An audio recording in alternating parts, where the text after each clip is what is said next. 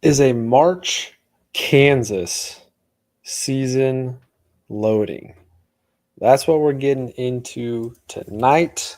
Welcome into the KCSA pod. Keegan Russell, JB Merker, and Austin Eckert with you. No Spencer once again, still missing out on some great KU basketball conversation. We'll get him in here eventually. But fellas, we got a lot to get into. We've got the wrap up of the college basketball season, regular season. We've got the Big 12 tournament going on currently. And then we've got the NCAA tournament coming up this weekend. So there's a lot we want to dive into tonight. So for those of you joining us live tonight, thank you so much. We always appreciate it. Be sure to blast the comment section with any and all takes you have. We'll throw as many of them up on screen as we can. If you're checking us out later and you are over here on YouTube, make sure you hit that like and subscribe button below. Give it a thumbs up. Help us continue to reach more Jayhawk fans like yourself. And if you're listening to us on Spotify on the go, you can follow the podcast. You can leave us a 5-star review and a rating. We would appreciate that. But let's get into it, fellas. We got college basketball regular season is over. KU. Hallelujah. Oh, my God. One of the least exciting seasons we've had in a long time. Golly. Oh shoot! I guess I also have to mention we're also live on X or Twitter right now. Hey. First time trying that, so we'll see how that goes. Have no idea what it's really going to do, but if you're over on Twitter and you see this, great. If you're on Twitter and you want to hop over to YouTube, do that too. That'd be awesome. But welcome in, guys. Let's do it. The disappointing season of Kansas basketball, regular season at least, is over. The Hawks do go out and get the 83-76 victory on senior night in the Fog this last weekend over Arizona to keep at least one streak alive of the Thank God. 20 win seasons. That was going to be depressing if that wasn't the case. So at least that streak is going. But they finished 2011 on the season. I thought you were talking about the senior night streak. Oh, and that too. Yeah. Well, yeah. Yeah. Dude, I mean, this was the season of streaks coming to an end. So, I don't know. It just feels good. And thankfully, 2 of those are still going now. That's right. We don't think KU's going to keep the streak of a top 4 seed in the NCAA tournament going unless they just go out and win the Big 12 tournament this weekend in dominant fashion, which, maybe they could. Maybe there's some momentum coming their way after the win on Saturday. But Austin, I want to start with this. Obviously, your last home game as a student.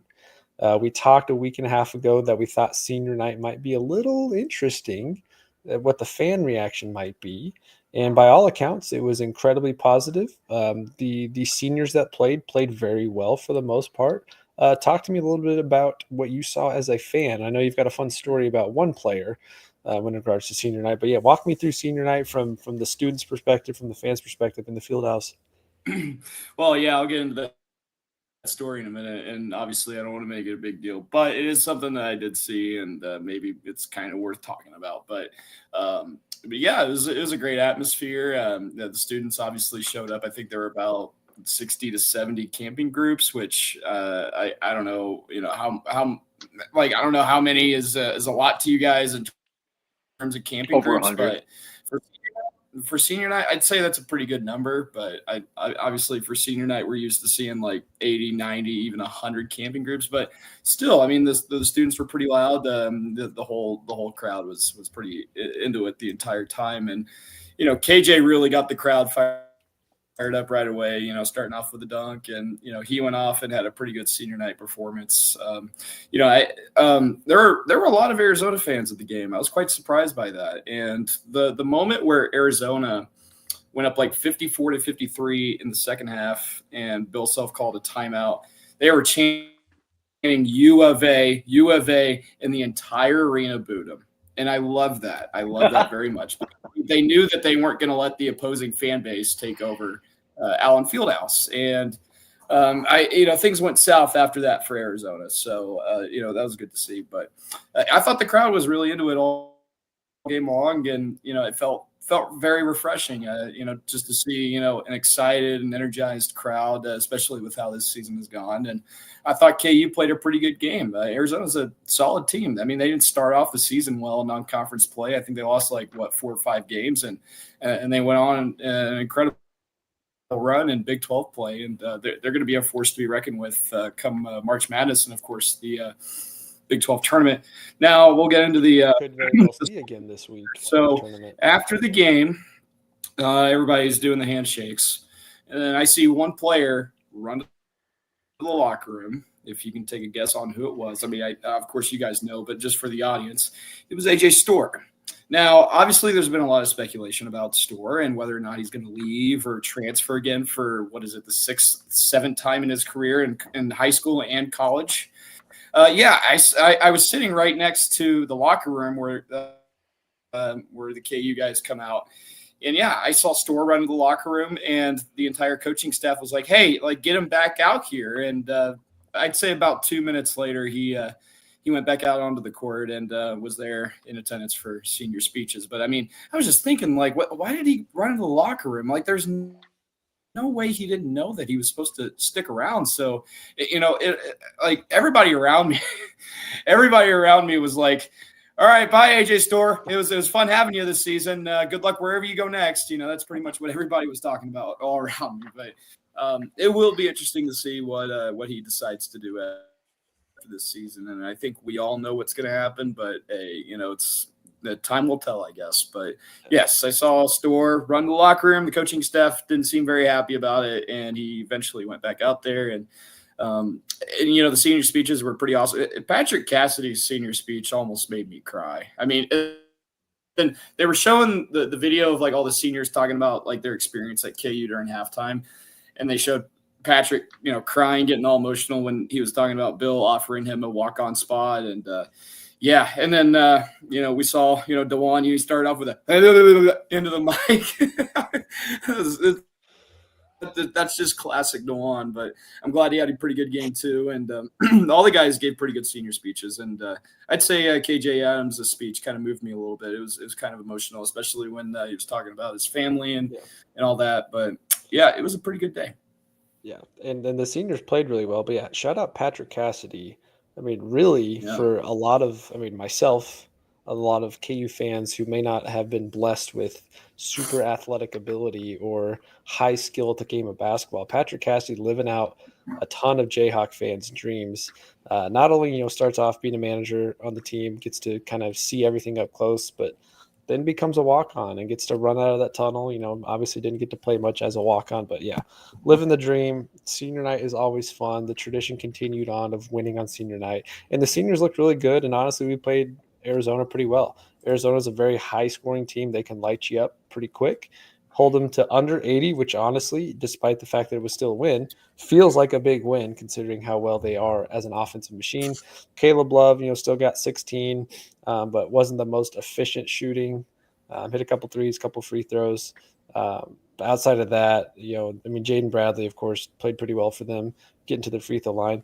But Kansas on the other side, as much flack and heat that we've given Hunter this entire year for not playing with heart and energy and passion, my gosh, did he show up with a different attitude in the final game. Just absolutely dominant fashion. 33 points, 10 rebounds, 15 of 23 from the floor, super efficient there. It was really him and Zeke for the majority of the game, and of course KJ got his too. And how about this? KJ Adams, 8 rebounds. 8 rebounds is just crazy for him. Finally, that shows up. Last game, the team looked really good.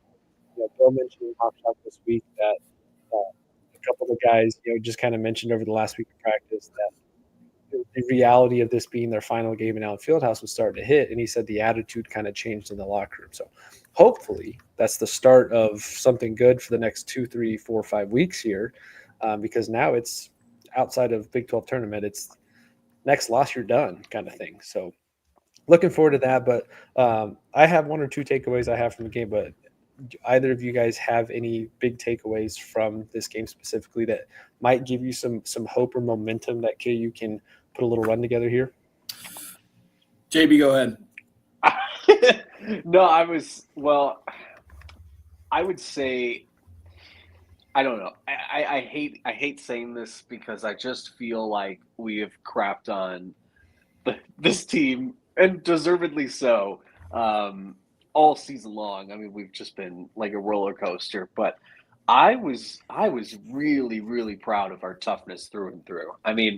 it was something that was relieving. It was something that gave me a little glimmer of hope for the Big 12 tournament. And honestly, I think this was a big win. I don't know if in the not only in the sense of keeping certain streaks alive, but this win for me, I thought made a big difference in our Big 12 title tournament title hopes. Seeding wise, if I'm mistaken, I don't know, maybe I am, but I think if we lost, we would have been in a much worse draw as far as our seed for the Big 12 tournament. I mean, sure, we're going to get into it, but I was looking at the bracket and I'm like, dude, there's a pathway here.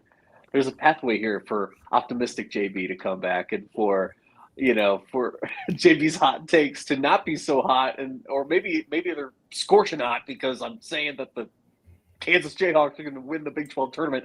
Oh my God, are the Kansas Jayhawks going to win the Big 12 tournament? I don't know. I hope so. My God. Derek, I see you lighting up the comments. Oh gosh, what are you talking about? Do I think Self is still done now? We did this the other night, but yes, I don't care. Yes, I still look. It's tough because I look at Bill Self and I still think, man, it's just not a good fit anymore. But that's one good win and one great performance cannot make up for the entire season. This entire season now, has if been. They go do joke. something the next 4 weeks, sure. But yeah, I'm not taking the take that you have that Bill Self's done. I think Bill Self is being faced with the reality that he might need to adapt his play style more going into next year. But yeah, good win. Feel good with the win. Great bounce back win. I think the fact that Hunter was as dominant as he was. I mean, we said at the beginning of the year, if this team was going to go far, I mean, your senior guys had to play a huge role. And despite the fact that spacing of the three is still difficult, you get 45. You get 45 out of Hunter and KJ, another 20 from Zeke, who of course always shows up at home. 5 of 7 from 3. I mean, you get almost 70 points out of your. Well, I mean, you only had 2 bench points, so literally the entire starting 5 scored. But which is really what you need because Kansas needs all these guys to hit to perform deep in the tournament. So I took some optimism away from that as something to maybe carry momentum. And I think my big takeaway is if Hunter and KJ are playing at their A game, even an average game from DeJuan Harris, this team can go pretty deep. And so that gives me some hope and excitement because KJ looked phenomenal. And if he's aggressive and athletic and using, getting rebounds the way he did Saturday, then this team can definitely make an impact because every loss this season basically comes down to 3 things. DeJuan making poor plays down the stretch, Hunter being non-existent, and KJ's inability to get rebounds. And if those 3 things are if those 3 players are consistently doing the things that we know they're capable of, this team is solid. Zeke could easily get hot in March. Rylan Griffin could easily get hot in March. Flory could have a big time stretch of minutes over the next couple of weeks. So the pieces are all still there for a deep run in March. Now, maybe confidence level from a fan base isn't as high, but we could easily sit here and talk ourselves into why Kansas could go however deep you think they could. This might be the first year I think last year was the first year I didn't pencil them in a Final Four in my official bracket, and I probably still won't do it again this year. But one good win at Allen Fieldhouse, a couple wins this week at the Big 12 tournament. It might be hard to keep them off of at least the Sweet 16 Elite 8 appearance. Look, we've seen 7 seeds make a run. Like we've seen 7 seeds, 8 seeds, 9 seeds make a run in the tournament, and it's like I was just thinking about that today. I'm like, man, like we're probably going to be a 7 seed. I would imagine 7 seed. I think if we have a fair I think we're going to be a 5 or a 6. Like unless we just get embarrassed tomorrow night. If we have a fair showing in the Big 12 tournament, if we make it all the way to the final, I can definitely see us better than a 7 seed. I think I think really. I don't know. My fear is that we're just going to have the worst draw when it comes to the March Madness tournament. I'm not really anticipating. No, the last one I saw has 3 teams that could just destroy us. It's like I'm not looking forward to that tournament at all. I just want to finish the year strong, dude. And I think, I don't know, maybe the Big 12 tournament could be a way that we kind of get revitalized. All that being said, I still consider this season an absolute joke. And, I'm ready for it to be over. But, like, it's something about the air, this time of year. It's something March, about baby. it being March Madness, man. March like, Madness is this here. is, if It's a if whole. March I mean, Madness wasn't a thing, like I was just gonna say, if March Madness wasn't a thing, I wouldn't be on this podcast right now. Okay, March Madness made me a sports guy. Okay, for anyone that doesn't know me very well, when I was in high school, I couldn't give two craps about sports. Like, and then I come to KU and I went to the mecca of college basketball, and it changed my life. So, Same here. Like the JB of 20 years ago is gonna be like, who are you? Like it's crazy. And here we are on a sports podcast, and it's one of these deals where, man, it's this time of year, it's March, it's still anything Kansas. can happen. Can we make a run? I mean, imagine a hot Kansas team in March. Imagine a hot Kansas team in March. That's an underseeded I still like team. to think nationally teams are going Kansas as a 6 or 7 seed. Yeah, I don't want to see that. Now, again, locally, we're still talking about the confidence in this team, but what'll feel nice going into this tournament stretch is no expectations. Yeah. No, I mean literally, this team has no expectations. I think as the majority of the fan base obviously wants to see them do well, but in reality, the majority of this fan base does not believe this is a Final Four contender, let alone a national championship contender. So you're going into March with absolutely zero expectations. Those are teams that tend to make an impact. So I'm looking forward to that. But we'll get into the tournament here in a minute. Austin, you have a thought there, and then I want to switch gears to something. Yeah, no, I just want to say two things real quick. The last bracketology projection I saw from Lunardi had us as a 6 seed playing in Providence against either Oklahoma or Indiana. And Yes. let me tell you, I mean, I think we can beat Oklahoma if we were to play them, but Indiana scares me. Look, they're moving on from their head coach, and they've been playing really good as of late. So, like, if that ends up being the draw, and then that one also Indiana, I will genuinely be scared. I'm pretty sure that one also had Drake, Auburn, and Alabama in that bracket too, from what I saw. And one more thing I want to add real quick before we move ahead. I kid you not, I have a buddy of mine who who went to Mizzou, and he keeps texting me telling me that, oh, hey, KU might make a run in March. I'm like, are you drunk right now? Like, how are you telling me that right now? Like, when you watched your school beat us, earlier in the season, like, there's no way you're telling me that right now. He's like, dude, it's Kansas. They'll figure it out. I'm like, no, you don't understand. Like, this season has been watched the game all season. Unlike anything we've seen.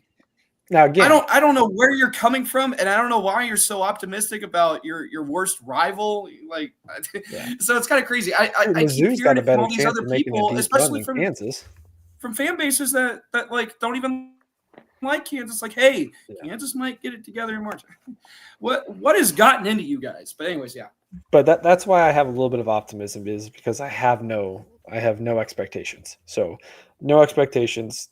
Why not go out and just destroy everyone's brackets? Because every year I do a bracket. And by the way, we will do a bracket challenge again this year for any of you that did the bracket challenge with us last year, the first annual KCSA podcast bracket challenge. That was awesome. It was a lot of fun. I think we had about 140 brackets, give or take.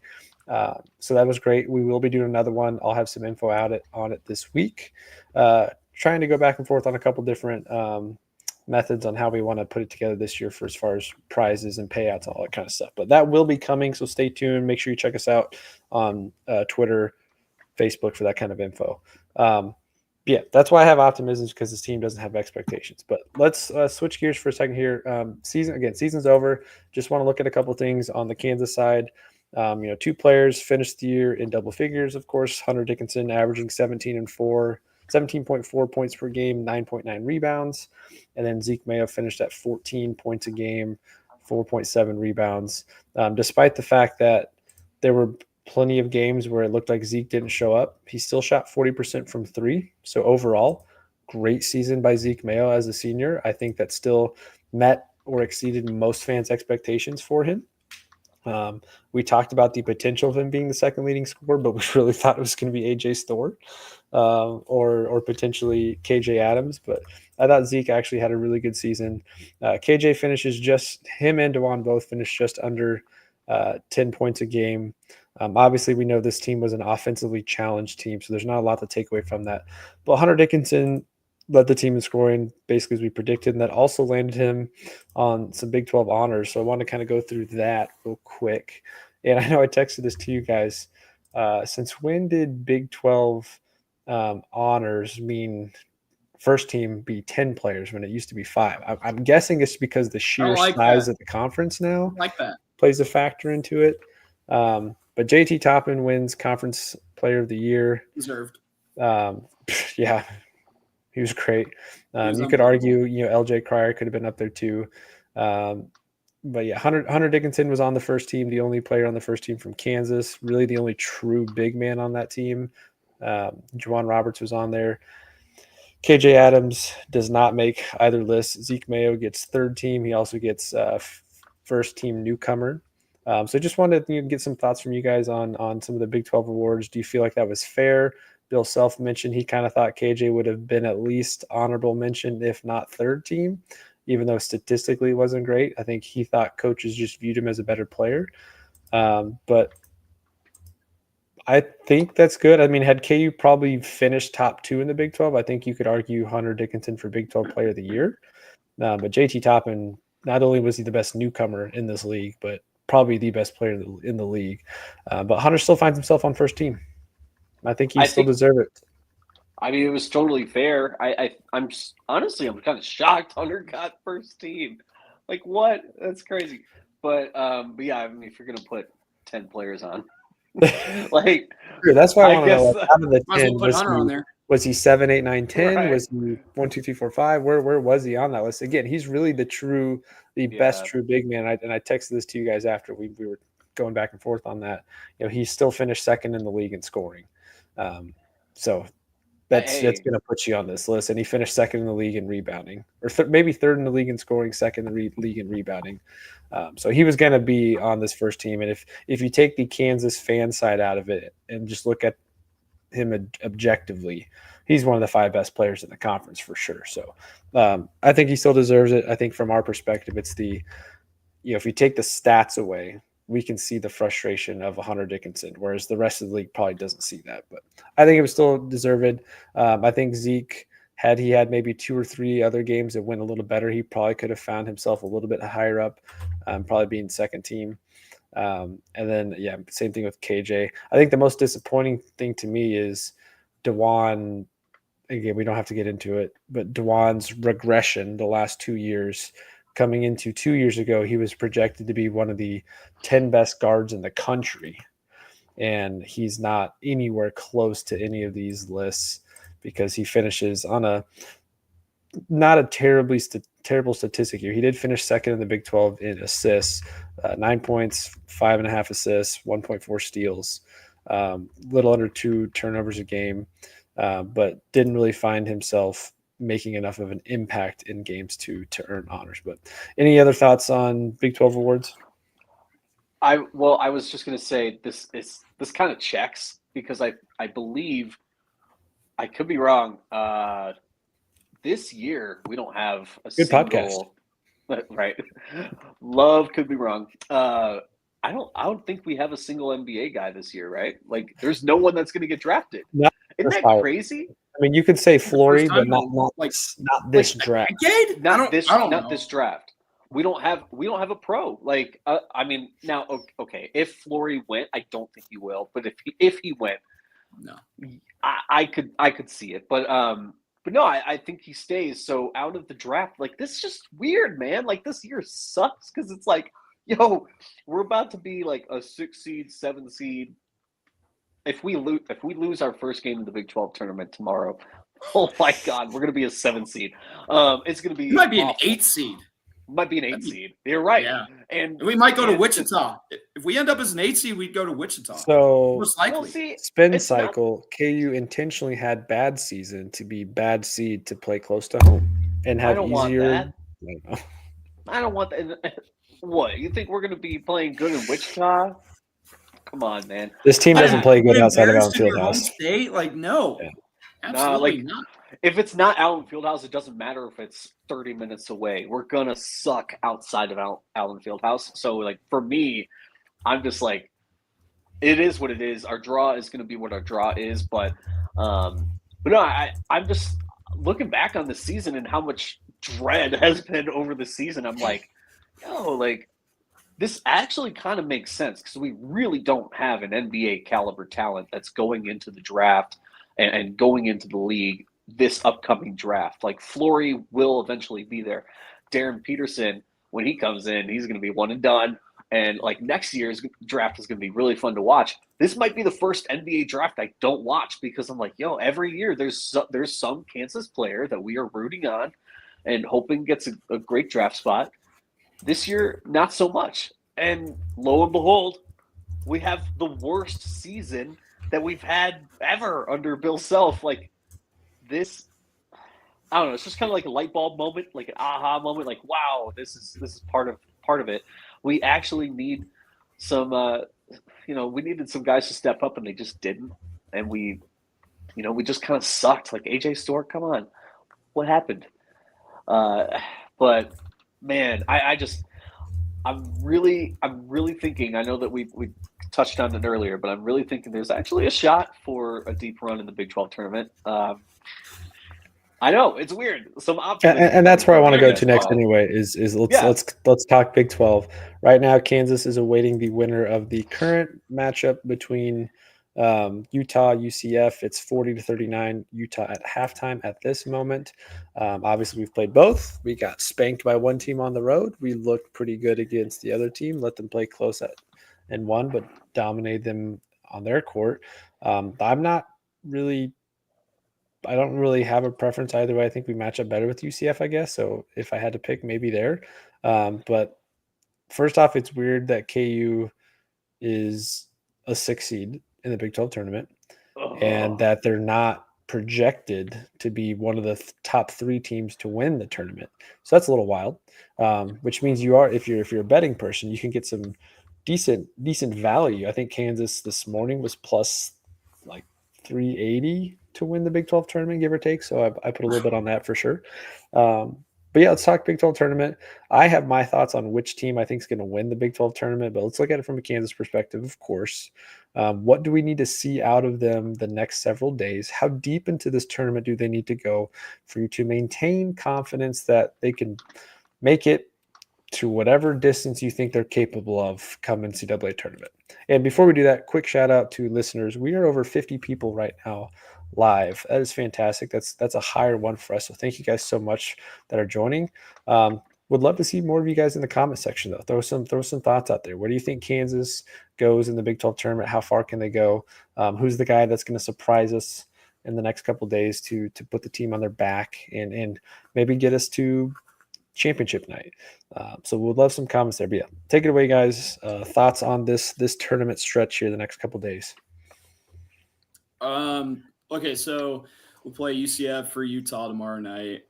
I think that'll be a win either way unless we continue to play like we have been. But I want to point out the neutral site games. I believe KU's 2-0 this season in neutral site games so far. Am I correct on that? They've beaten Duke and Michigan State, two really good teams, two of the best teams in the country. So I'm just saying, a long time ago. I know it seemed like a long time ago, but I mean, is the magic? I'm pretty sure that was before KU football even went on their 3-game win streak. Right. Yeah, but I mean, is the magic of playing on a neutral site still there? I guess we'll find out tomorrow, but I would love nothing more than to play Utah because I gotta say, Utah fans, like for the past, I don't know how long, but they've been complaining about the Big 12 tournament being in Kansas City nonstop, and it drives me absolutely insane. I'm sorry that you guys don't get to play your conference tournament in Las Vegas anymore. It doesn't mean that the entire that your conference that you're now in has to play in Las Vegas too. And like, so I just hope that KU can get Utah tomorrow. So that way, those Utah fans can quit crying about the fact screw that Utah they have to go fans, play in man. Kansas City. Your I don't know. your first year in the league, There's and something you're already about them. complaining. So, And then Brett Yormark Utah. comes out today and basically says, "Yeah, we'll be in Kansas City for a long time." He said that last year too. I was at the press conference where he announced like, "Hey, the women's and the men's tournament will stay right here in Kansas City. I think through 2031, I believe is the year that he said. So for like the next, it 7, just 8 makes years, a lot of sense. It's centrally located across this vast stretch of teams. Yeah, as the league sits right now, of course. So I think KU wins tomorrow, no matter who they play. And then they're going to get Arizona in the quarterfinal. I think that'll be a pretty good game. Obviously, Arizona is going to have some sort of revenge on their mind. But I think if KU can play like the way that they did on Saturday and approach it the same way, maybe not the same way exactly, but if they can have that same mindset, whatever kind of mindset they had on Saturday, I think they can beat Arizona. Now, I think if they make it to the semifinal round, I'd consider this Big 12, tournament run somewhat of a success. Now, obviously, everybody holds KU basketball to a high standard and expects them to be in the final, every single time. But it's March. You got to expect the unexpected. But I do think if they were to make it to the semifinal round, they would probably play Texas Tech again. I think that could make for an exciting matchup because I think Kansas, it's still baffling to me how that game ended up being only a 5-point game at the very end when Texas Tech shot like 20 million threes and made like nearly half of them. I think another game we should have won. With like 40 plus threes and made 20 of them, I think. So, I mean, if they can find a way to guard the perimeter and if they can limit the 3-point shooting, Robert's always got the positive outlook for us. I do think they could beat Texas Tech if they were to draw them in the semifinal round. Now, are they going to make it to the championship game? I definitely think there's a chance. I'm not going to get ahead of myself because I need to see them play well against Arizona and then whoever they get in the semifinal round. But most importantly, they need to win tomorrow night. So as long as they can take care of that, play good on Thursday night against Arizona, I think that'll set them up. And then if they do end up playing a team like Texas Tech, I think they can put up a pretty good performance and they might win. Are they going to win a championship game? I don't know. If AJ Storr lives for March moments, sign me up because he's got to do something. I mean, this guy's not going to see me more than 5 minutes. So, but how great would it be though if AJ Storr just goes off? When I say go off, scores like 12 points tomorrow, is a key contributor to why we win a game. Would love it. That'd be great. I personally don't see this team getting past the semifinals. I think Texas Tech is built to win the Big 12 tournament. I think they are this year's version of what Iowa State has been. But saying that, I think KU's side of the bracket is actually pretty favorable. It's a good draw. You've got a good matchup. You don't have to play Iowa State in that fan base. You don't have to play Houston. Baylor is a tough 7 seed. They're coming on strong at the end of the year. You've already faced Arizona recently, so that could play to your advantage, seeing them recently. Absolutely. It's hard to win multiple games in a row. Texas Tech, how hard do they want to go? I don't know. I think they're one of the hardest playing teams in the country, so I think they're going to play really, really hard.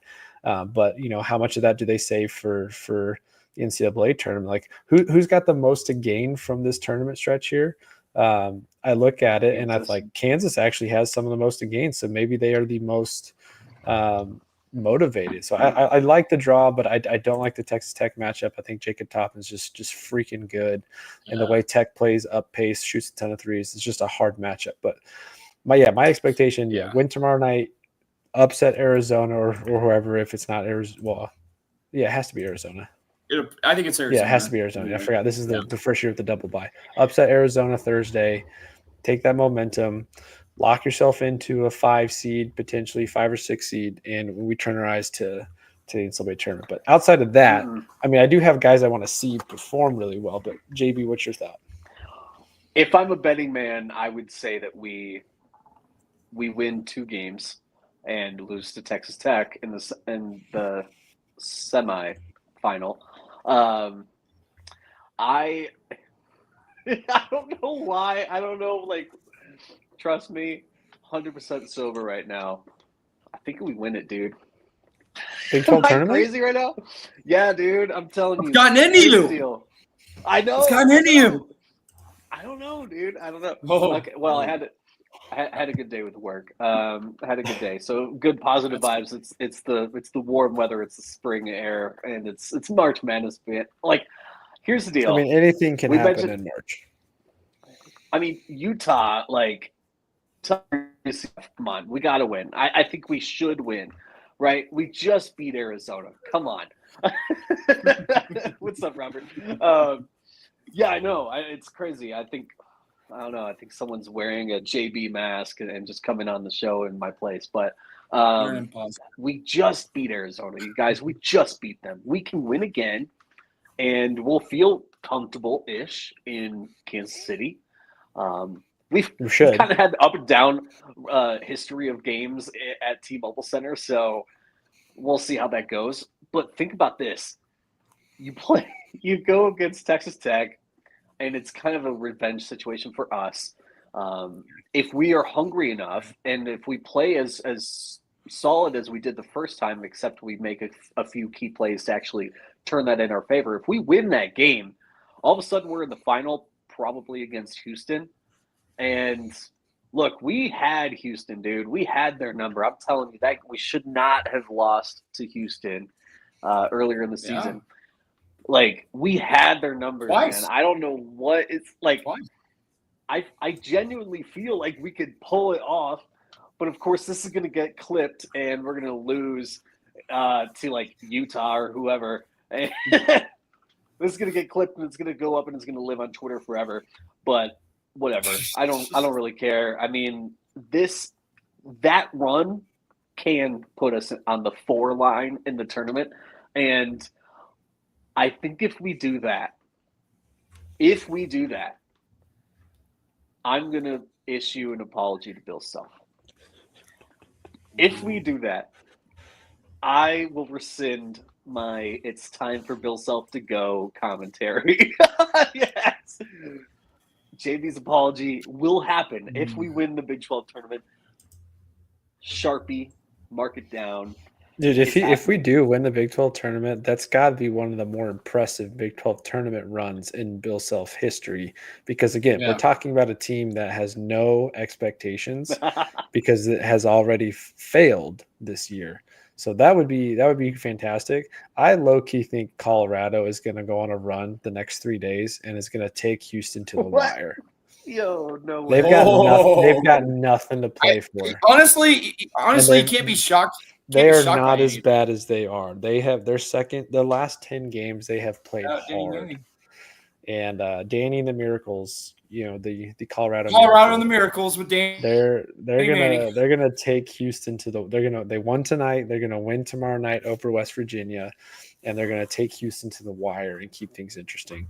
But yes, Kansas for N22. Yes, March Hawks coming.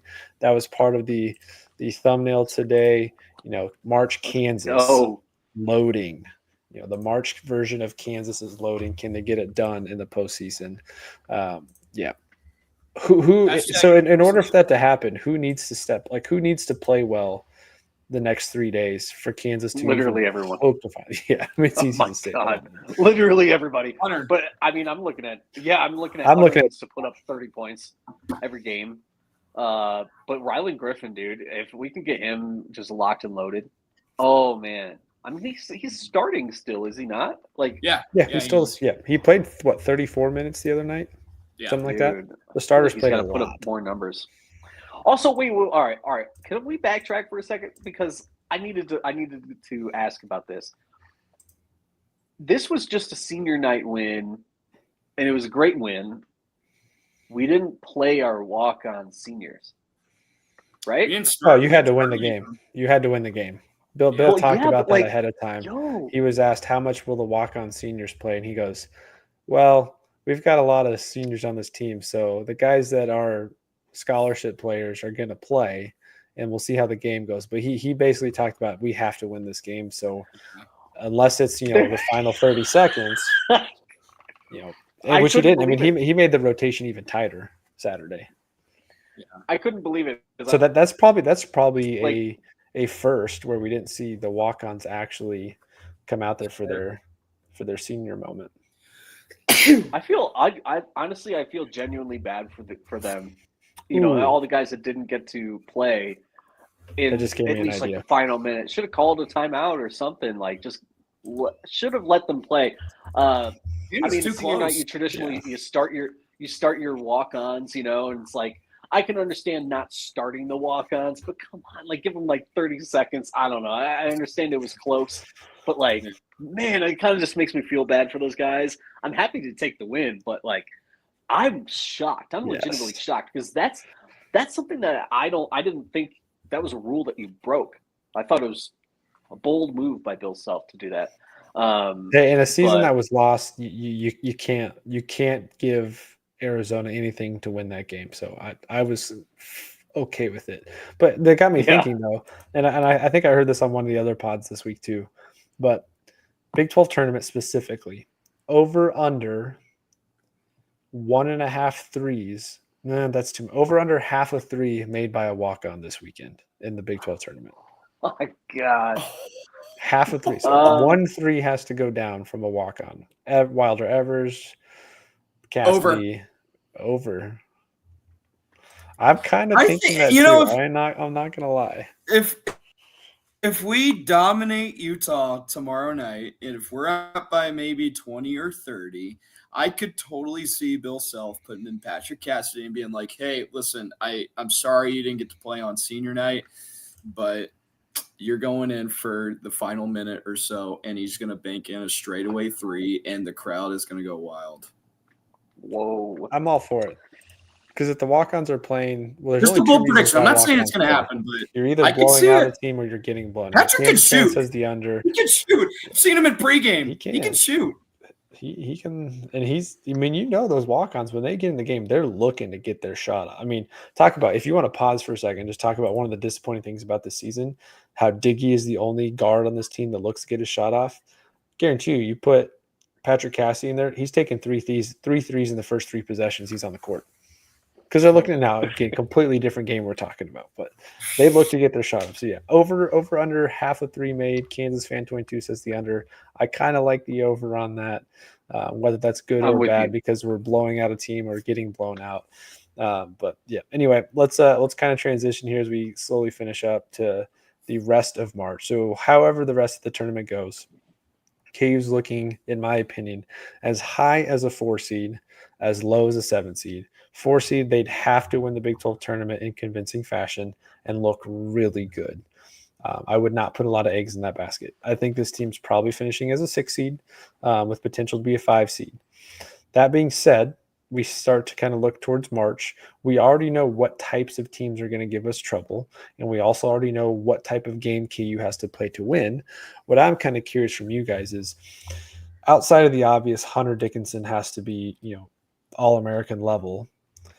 Zeke Mayo, Rylan Griffin, which of the two, or you can throw Diggy in there, which of the 3 needs to just be Mr. March? Like, to me, Mr. March is one of those 3. I don't think it's DeJuan. I guess you can make an argument it's KJ, but who is this year's Mr. March? Malik Newman, Remy Martin. Who is the guy on this roster that is going to give us hope and a deep run? I want to say, for me, Hunter, because he's looked so good these past 4 or 5 games or so. I mean, he's turned into a completely different gear, I feel like, and he put up 30 something points, 32 points, right? 33 against Colorado. He had a pretty good showing the game before against Oklahoma State.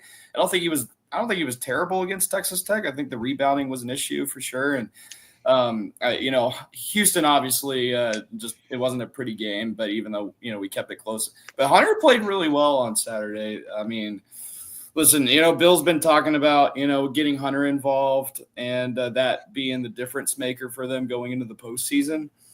I can make an argument for Hunter, but I mean, if Rylan can get it together, I could see him being Mr. March. So he did it last year for Alabama. So I'd say either Hunter or Rylan. Okay, JB, Yeah, I where said you going? Rylan earlier. I said Rylan a little bit earlier and talking about how important he would be to a potential run. The more I think about it, I'm like, man, I just want to see more and more Diggy Coit. Maybe it's because I just want to see him He's on the got the court. energy, I love that he's actually willing to take a and he's three gonna off chuck. of Yeah. dude. I love He's Diggy. like we've mentioned this in podcasts earlier, but it's like earlier this season. But I mean, a lot of times we run this set where Hunter does a high screen right near the top of the key, and Dewan will be there, and he's got all the space in the world. And at first, at the beginning of the season, it looked like Dewan was actually going to start to take that shot, and he did take that shot a couple times, and then it just became like non-existent. And that's just not something that we do. And Dewan, when he has space and when he has time to line it up and calculate his shot, he's good. But he stopped taking that shot. Diggy will take that shot every time. Like I want to see more of that. I thought his energy has been amazing to close out the season, and it's kind of funny to like see him after spending a lot of time on the bench really get valuable minutes. And it's like, dude, Yeah. like he had tons of minutes where he used to play. You know, he's used to this. He's been there, done that. He's got the energy. He's got the. He scored 20 points a game last year. I mean, come on. He's used to being the guy. Let him be the guy.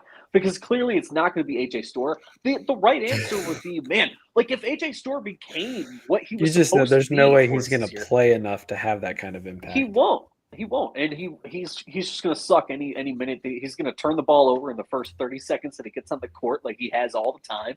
And it's like, man, if AJ Storr was basically as good as Kevin McCullough was his final year, I mean, this team is going places. Let me tell you. Yeah, we're talking But, about like, a top 10 team in the country, exactly.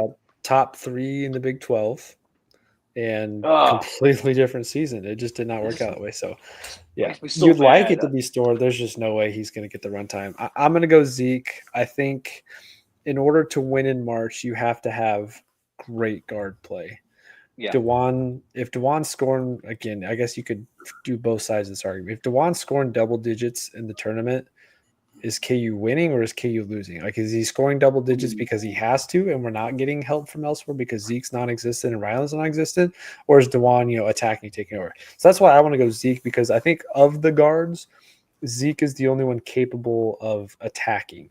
And you have to be able to attack the paint. Now, I get it. The spacing is not there with KJ and Hunter. But if we can find ways to get Zeke going downhill, I think he is capable.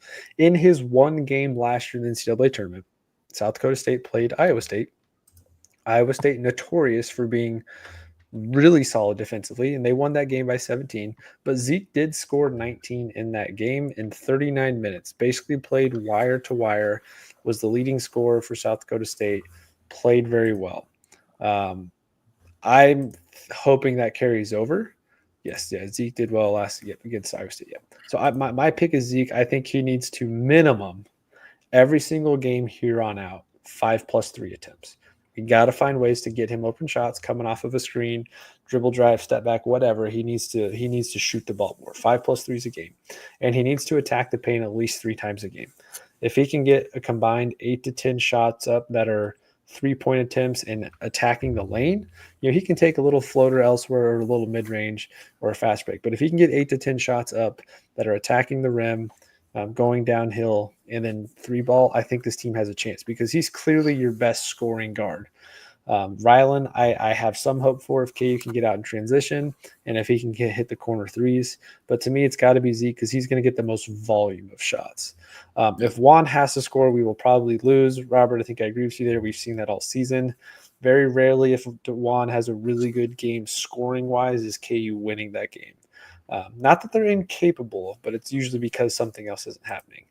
DeJuan Harris, no missed layups. How about anybody on this team not missing layups would be fantastic. But that's my pick. I think if Zeke gets hot, this team could do something. They're still really good defensively. They're still one of Ken Palm's top 10 defensive teams. That can translate in March, but we all know how March goes. team gets hot, team goes cold. And many times, except for last year, I think, KU faces a team that gets hot while they go instantly cold. Last year, of course, though, it was getting Hunter in the pick and roll, and boy, did he was chopped liver all night in that, and we got blown out. This year, I think it's going to be a little different. KU's defensively better. You have more pieces this year that are better defenders than what you had on last year's team. Now I say that, but I think you could also make an argument that KJ could be one of the most important factors over March, because if he is playing aggressive like he is, he's scoring 8 to 12 points a game, getting 4 to 8 rebounds a game, and making an impact defensively. He's not shooting threes, of course, which a lot of teams that win in March need to shoot threes. But if KJ's doing that, he's getting you 10 a game. Hunter's getting you 15. Zeke's getting you 10 to 12. You're getting about 50 between the three of them. You've got a good chance right there. I swear I used to fantasize about KJ's jump shot developing. It hasn't. Oh my God. I swear, I kid you not, there was a point in the Arizona game, I think it was the first half.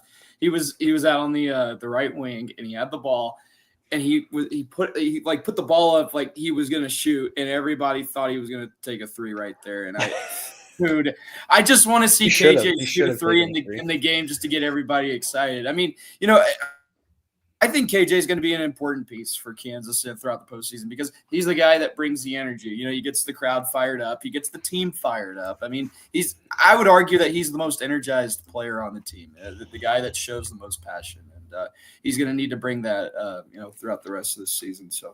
So everyone's been coming up with these nicknames, for you had Danny and the Miracles, you had Mario's Miracle. What do you guys kind of feel? I mean, I've been throwing out Diggy and the Miracles because it just flows well. I don't really think Diggy's going to be the guy to win us late games in March, but what nickname are we going to throw on this team that gives us hope of a deep March run? Putting you guys on the spot here. Oh no! And I haven't come up with a good one myself. I'm not good with pop culture references, Keegan. Come on. God, I'm so bad at this. I don't know, man. I think I don't know if there's any catchy name. I think the catchy name would be like, I don't even know, like the 9 seed UConn Huskies or whatever that won it all. Like, I don't know. Like, imagine putting that out. Comment section, feel free to help us out too if you've got something. It can't. I'm gonna say you can't throw Miracles out there. Oh, KJ's Killers. I like that. KJ's Killers. I was gonna say something about like the fighting KJs or something. Fighting KJs. Adams family. Come on, there's got to be someone had to have come up with a great Jayhawks. There you go. KJ's. Rinkus. KJ and the Jammers. I like that. KJ and the Jammers from Alex. Shout out, Alex. There's got to be someone had to have a really good camping group name this year that this group. There's been some rancid camping group names that I cannot say on air. Yeah. I mean, I don't know what is up with the student body. That would be a fun episode. There were some bad camping group names that cannot be repeated in the public. God. From what I hear, KU basketball camping was rough this year, which I get it. They were bad throughout the season. Yeah. But there was one game there was less than 12 groups at lottery. That's terrible. Oh yeah, that was. I'm trying to think. There were 6 groups that went to lottery for the Oklahoma State game for 2 reasons. One, Ryland's Ravagers. KU was on a bad stretch, and 2, it was like -10 outside, and they made everybody do in-person lottery when they could have easily just done it online, like they've done for other games, especially during winter break. So like, are you really going to make the student body get up at 5:30 in the morning when it's -15 outside? Yes, because that's how it's always been done. And it's how it's always been. Well. I know, but I mean, if KU was good, this season, then sure. then yes. It's very different when you're not playing well, especially exactly. Even at home. That's what I'm getting at. Especially after Bill Self calls out the student fan base at the beginning of the season. or towards the beginning. Oh yeah, that was I can't that was believe we right did that. before the Houston game, and I'd say the energy for the Houston game was pretty good. And obviously, the game panned out the way it did, and then the students were like, "Oh, okay, don't make me go back in my day." Shout out to Adam real quick. He was catching some Yo. heat today on Twitter from guys saying he doesn't know anything about Big 12 media Ooh. sessions, and he proved them wrong with several pictures I got of media credentials. I thought that was kind of funny. Yeah, I got shout a out good name. freaking Jeff Goodman, man. I hate Fran Fraschilla. Fran Fraschilla is the worst. What's up with ruined a Jeff lot of Goodman talk. But complaining Jeff about Goodman, the man, media stuff? entitlement, man. Who cares? Oh, You get to watch the game. I would for rather free. stay at home. I Yeah, don't sure. wanna, If you're not covering the game, then yeah, go watch it at home. But if you're going to cover the game, yeah, would it be great to sit courtside for every single game that you're covering? Sure, but you're still there. You're getting free stuff. Yeah, that pissed me off today. So shout out Adam for jumping in on those and taking one for the team there to prove a point.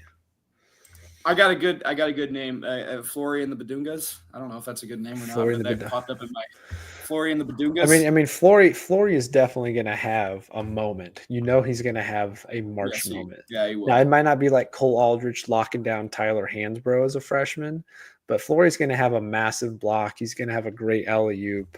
So I could see a Flory moment for sure. But yeah, man, I cannot come up with anything great for names for this team. Nothing really just rolls off the tongue or feels right. Yeah, nothing. We're all thinking of these names right now as if we're going to make a deep run. I don't know, man. So you're still my cap is at the Big 12 tournament. Okay, so let's do this. Over under. Tournament. We made it through Big 12 tournament. We said we're probably not winning it, but it's possible. Over under 1.5 wins in the NCAA tournament. Under. Can this team make a Sweet 16? Do they make the second weekend? No.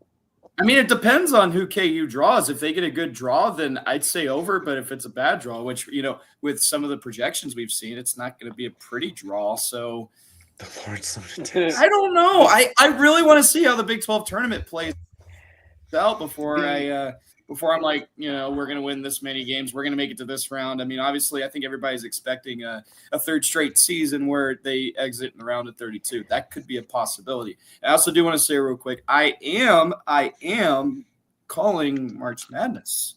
I'm traveling for March. Sweet. That's pretty okay.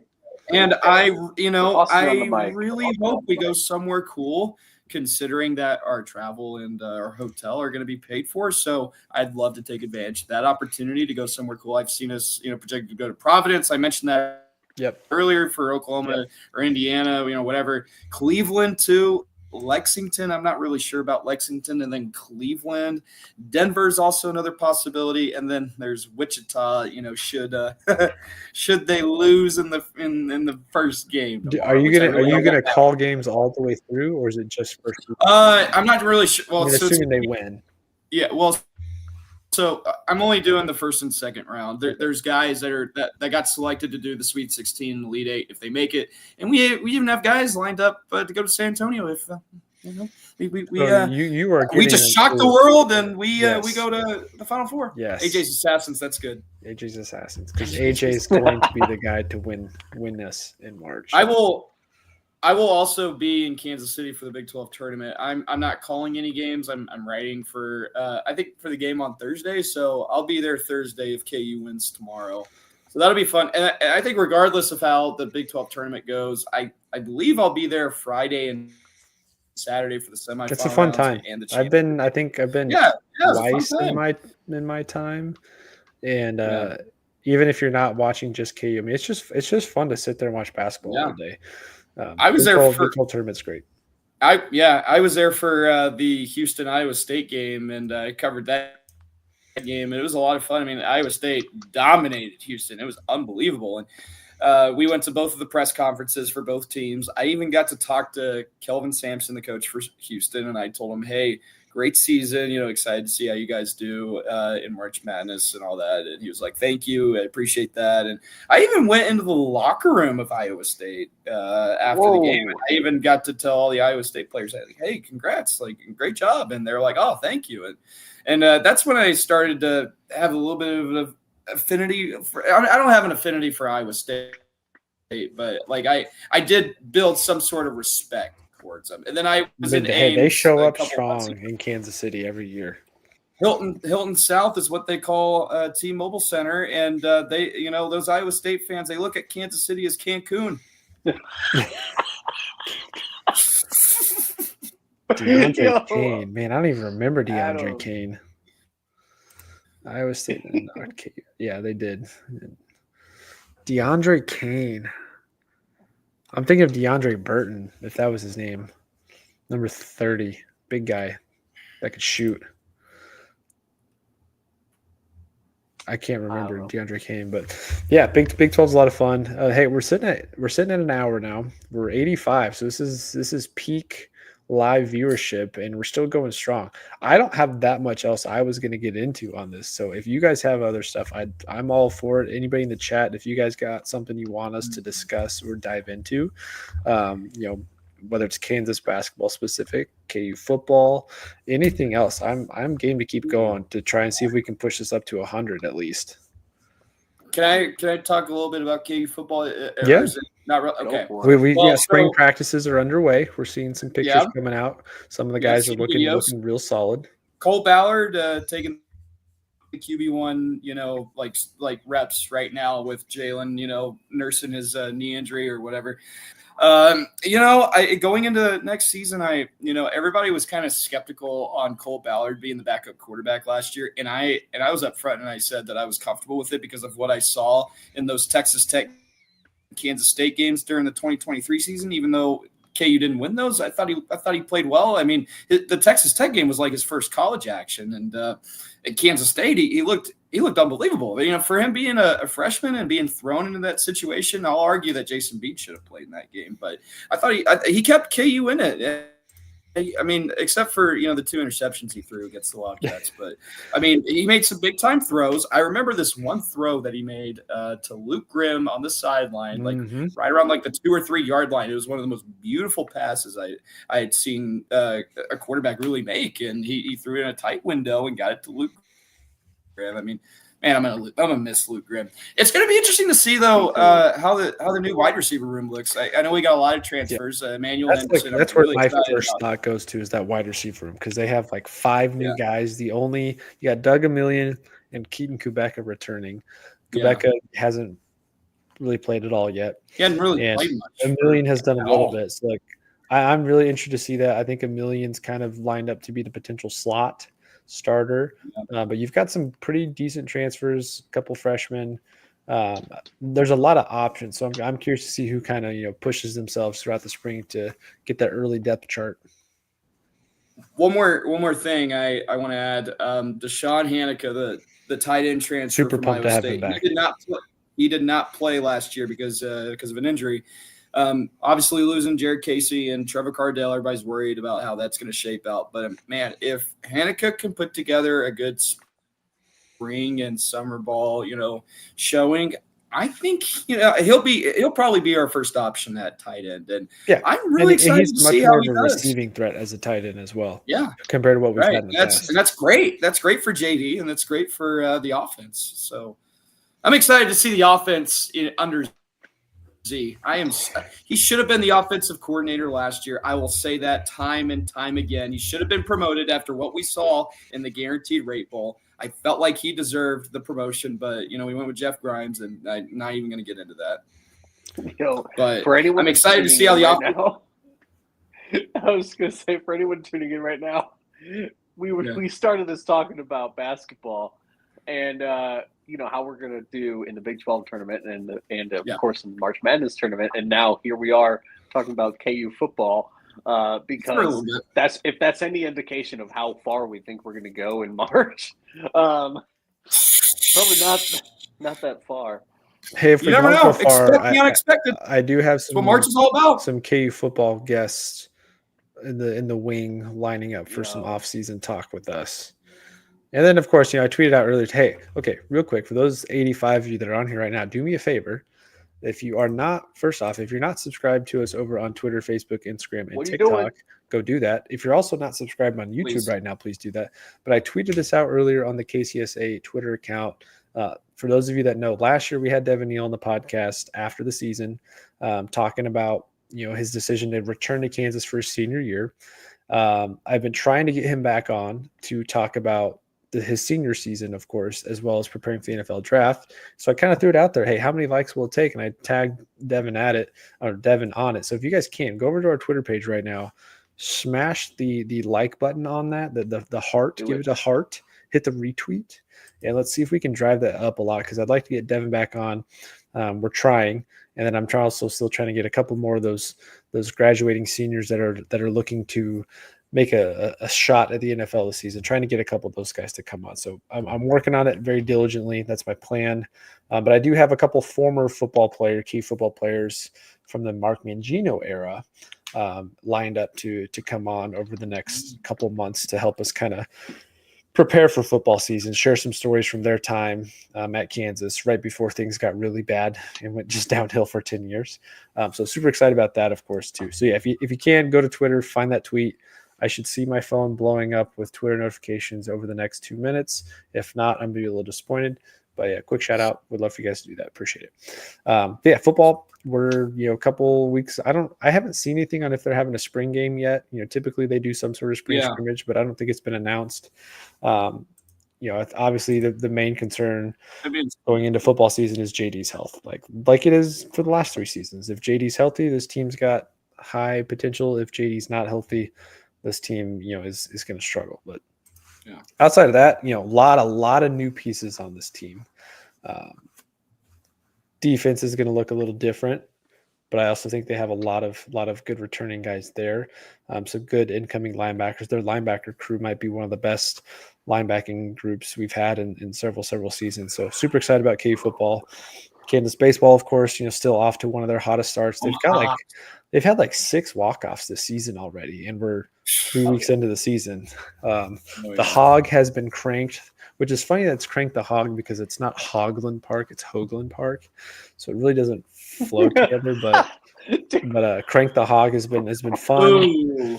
Well, that's not Kansas lost to Minnesota today. Yeah. So I mean, hopefully they'll beat them tomorrow. I think they get one more game and then Chris, they come back home. Loyal follower, what is up? Thank you for joining. What's up, Chris? Yeah, good baseball season. Chiefs, if I don't do a ton of Chiefs content on here because there's 7,000 other Chiefs podcasts. I did an episode last night with Chris Tenpenny on some of that. If you guys want some Chiefs stuff, as the creator of Crank Dog. Yeah. Okay. Adam, I know I've talked to you. I've DM'd you. We need to get you on sometime because the work Adam puts in on Twitter daily to get this athletic program to do certain things, he has not had the success yet with some of these shirt ideas that we should definitely be getting as a fan base. But yeah, Adam putting in work daily with tweeting at the athletic department, at Travis Goff, at KU football, Kansas basketball, all of them, Kansas baseball to get things going. And you're not even in Kansas. So shout out to you, Adam, one of the diehards for sure. Hopefully we can get some more success with some of those shirts that he's been demanding Kansas put out there, which is just a shame that they haven't put some of these shirts out there yet. That could be a whole episode of just scrolling through Adam's tweets at Kansas. Hey, how come this shirt's not available? How come this shirt's not available? A lot of good stuff there.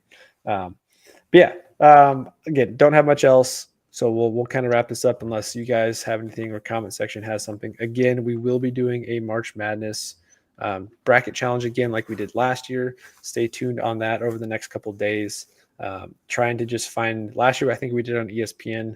This year I'm going to try and do it on NCAA.com so I can actually communicate to those that participate. So be on the lookout for that. We might actually have 2 where there's talks of one that is a small cash buy-in up to 2 brackets. And then there's also one we're considering that's just free for all to join with some prizes to the top 3. So be on the lookout. Let us know what prizes do you guys want? Yeah. We kind of internalized that last year. We talked internally and thinking, well, is it a Rally House gift card? Is it a signed jersey? Is it what is it? What do we want? I mean, it can be football related, even though it's March Madness. It probably shouldn't be, but it can be.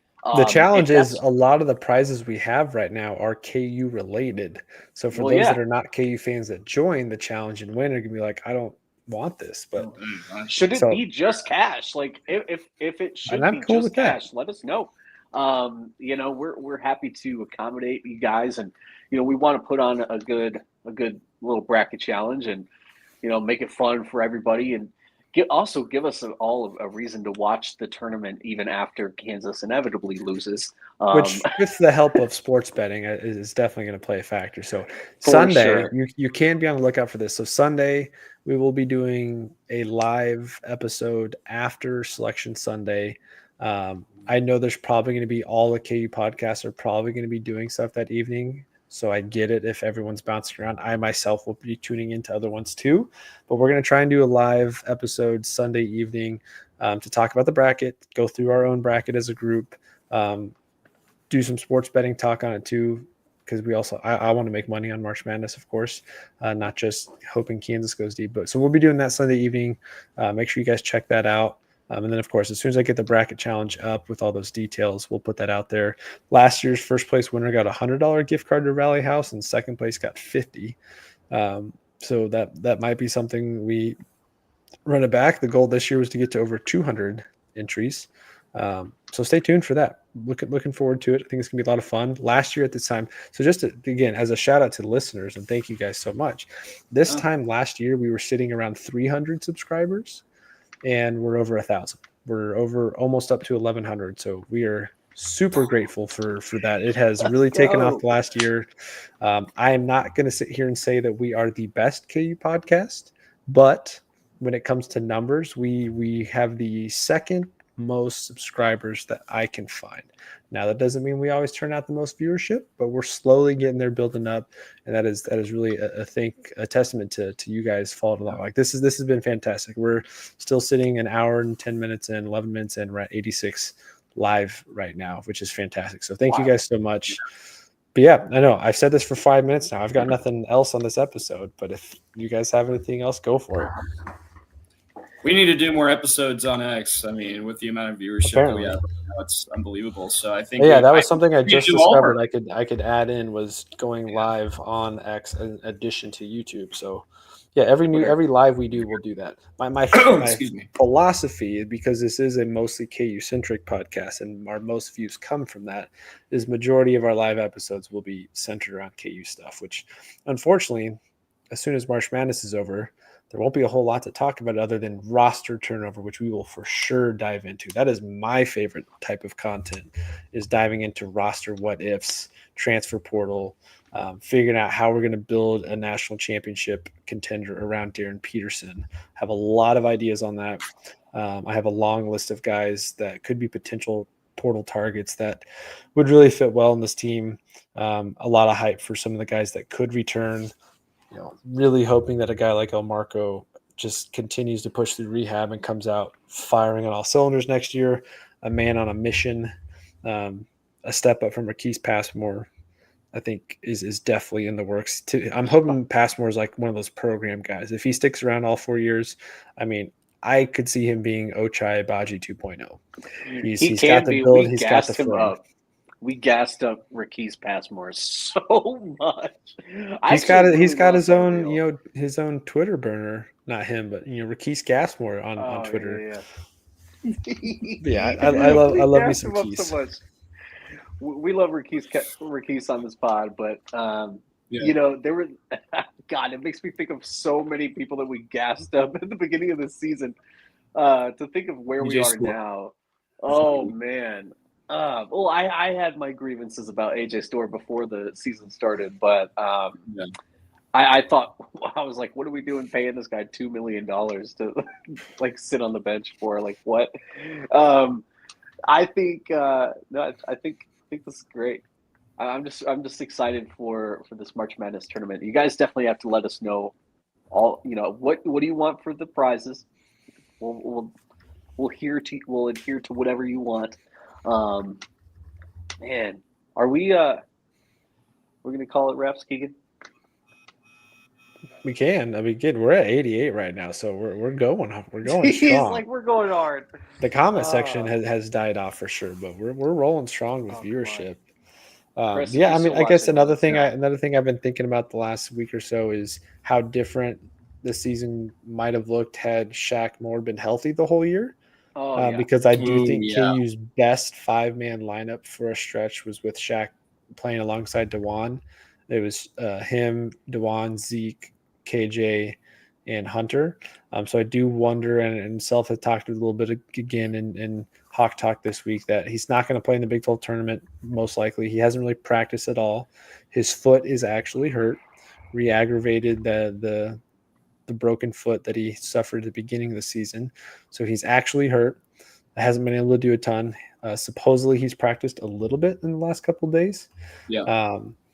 And so hopeful that he gets into March Madness, but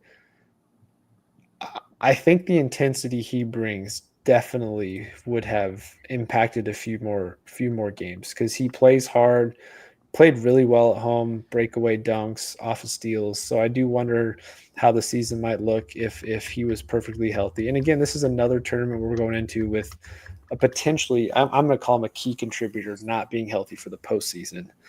He's not Kevin McCullough, but another guy going into March that's not healthy. And I do wonder how the season would look if he was healthy for the whole stretch. Yeah. I mean, he brings that, defensive presence. Yeah, Chris, you're right. Best starting five we had was with Shaq Moore. Yeah.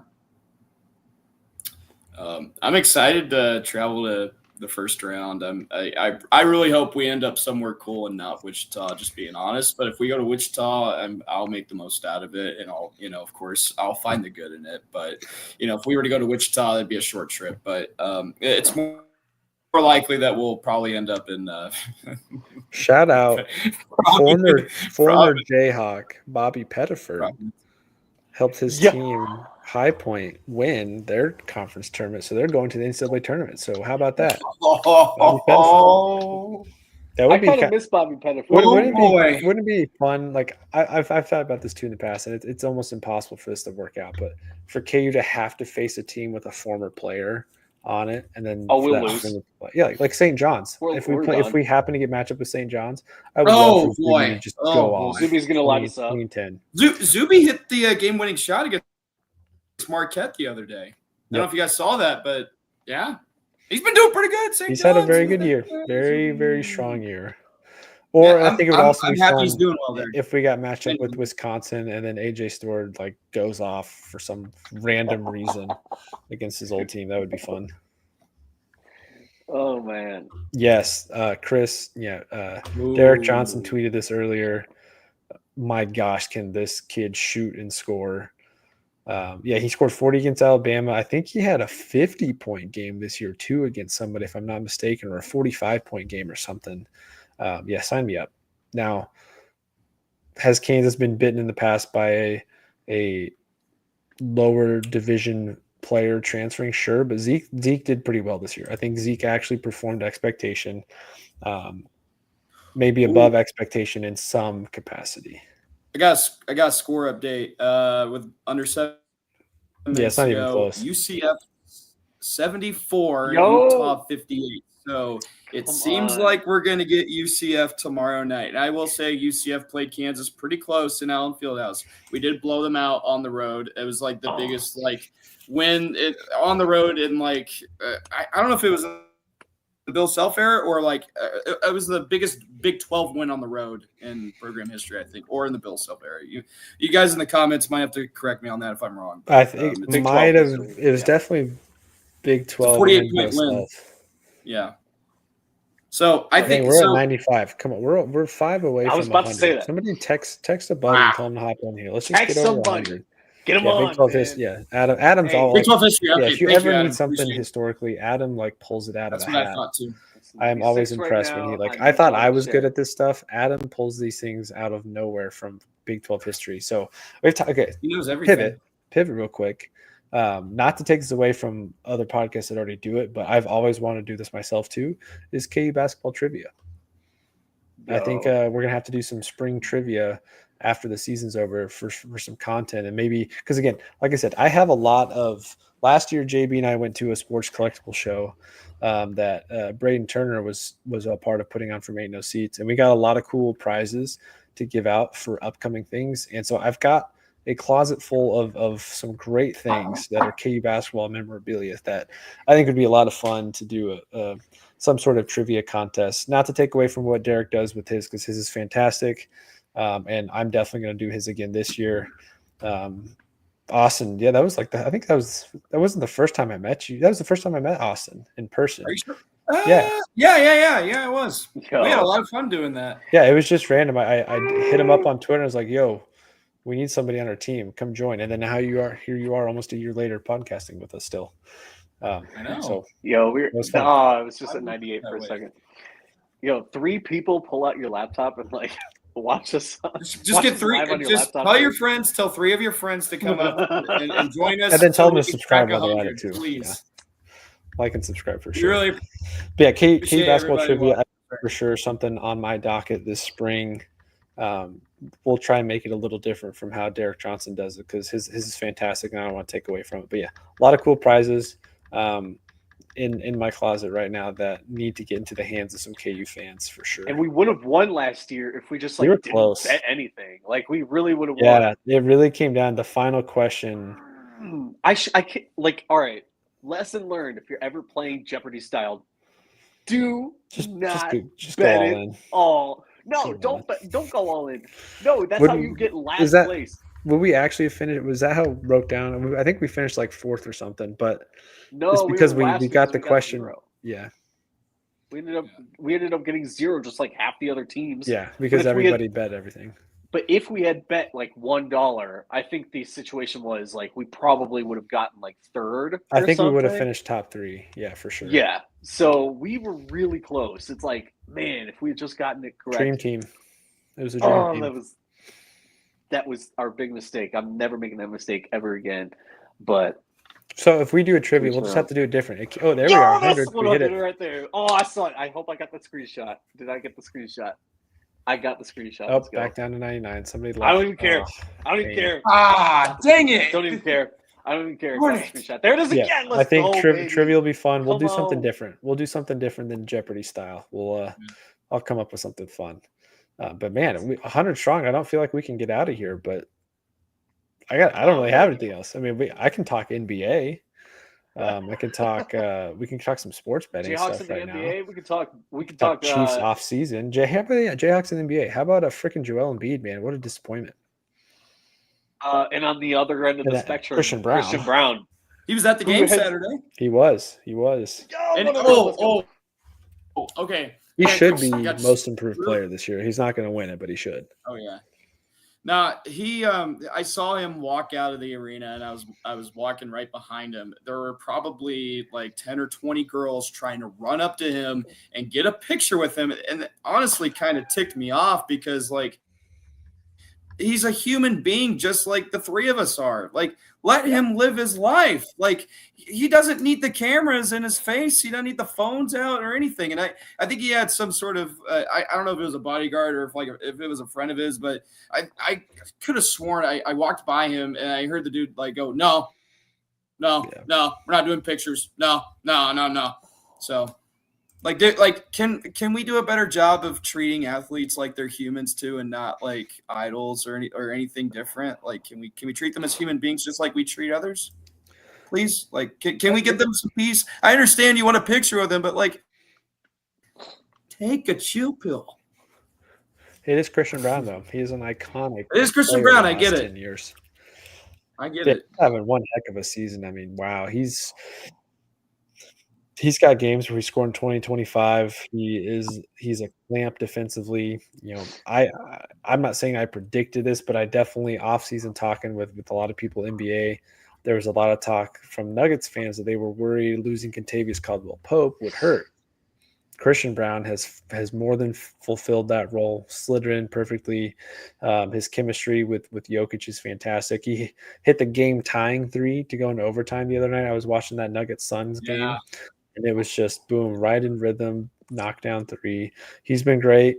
Kelly Oubre's been really good for the Sixers. Andrew Wiggins has been pretty decent in a Miami uniform.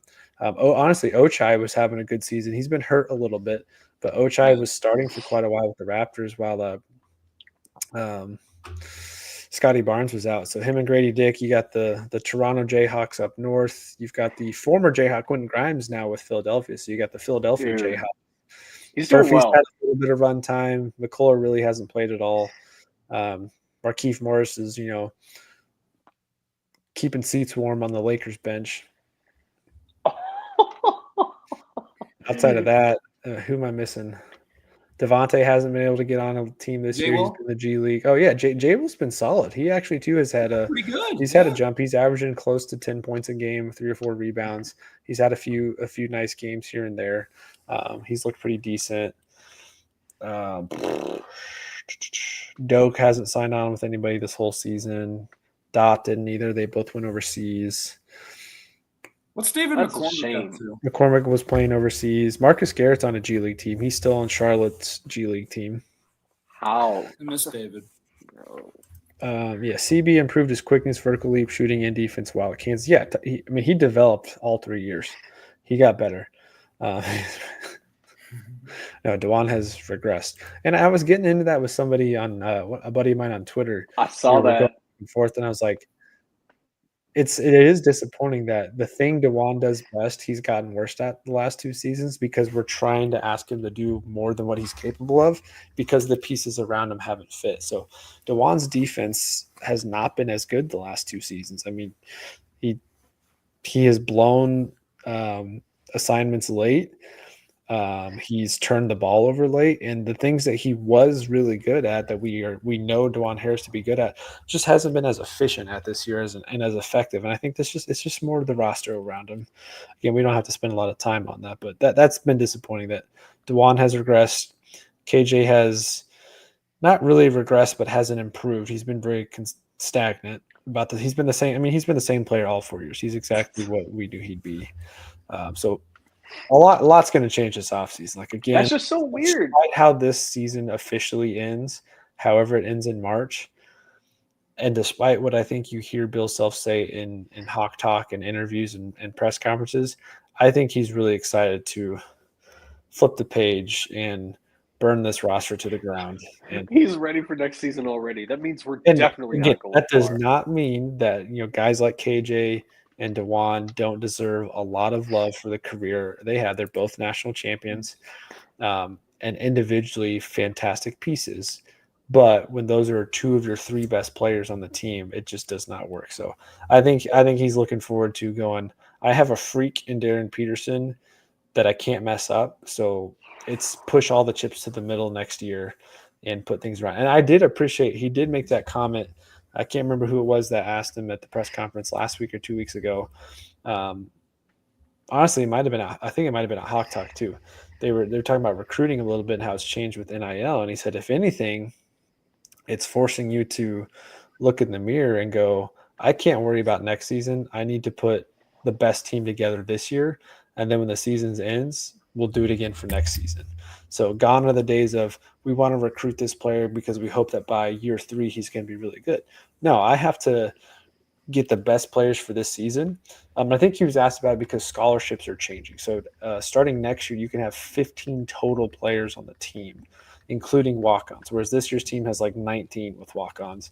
So you're going to have more scholarship, less players overall, but more scholarship players. So he was asked about, how do you recruit and navigate that scene when, NIL is such a big deal and guys are leaving left or right. And he goes, well, you just kind of got to take it one season at a time. Like, I'm not worried about, yes, he's recruiting for next season for college, for high school players and whatnot.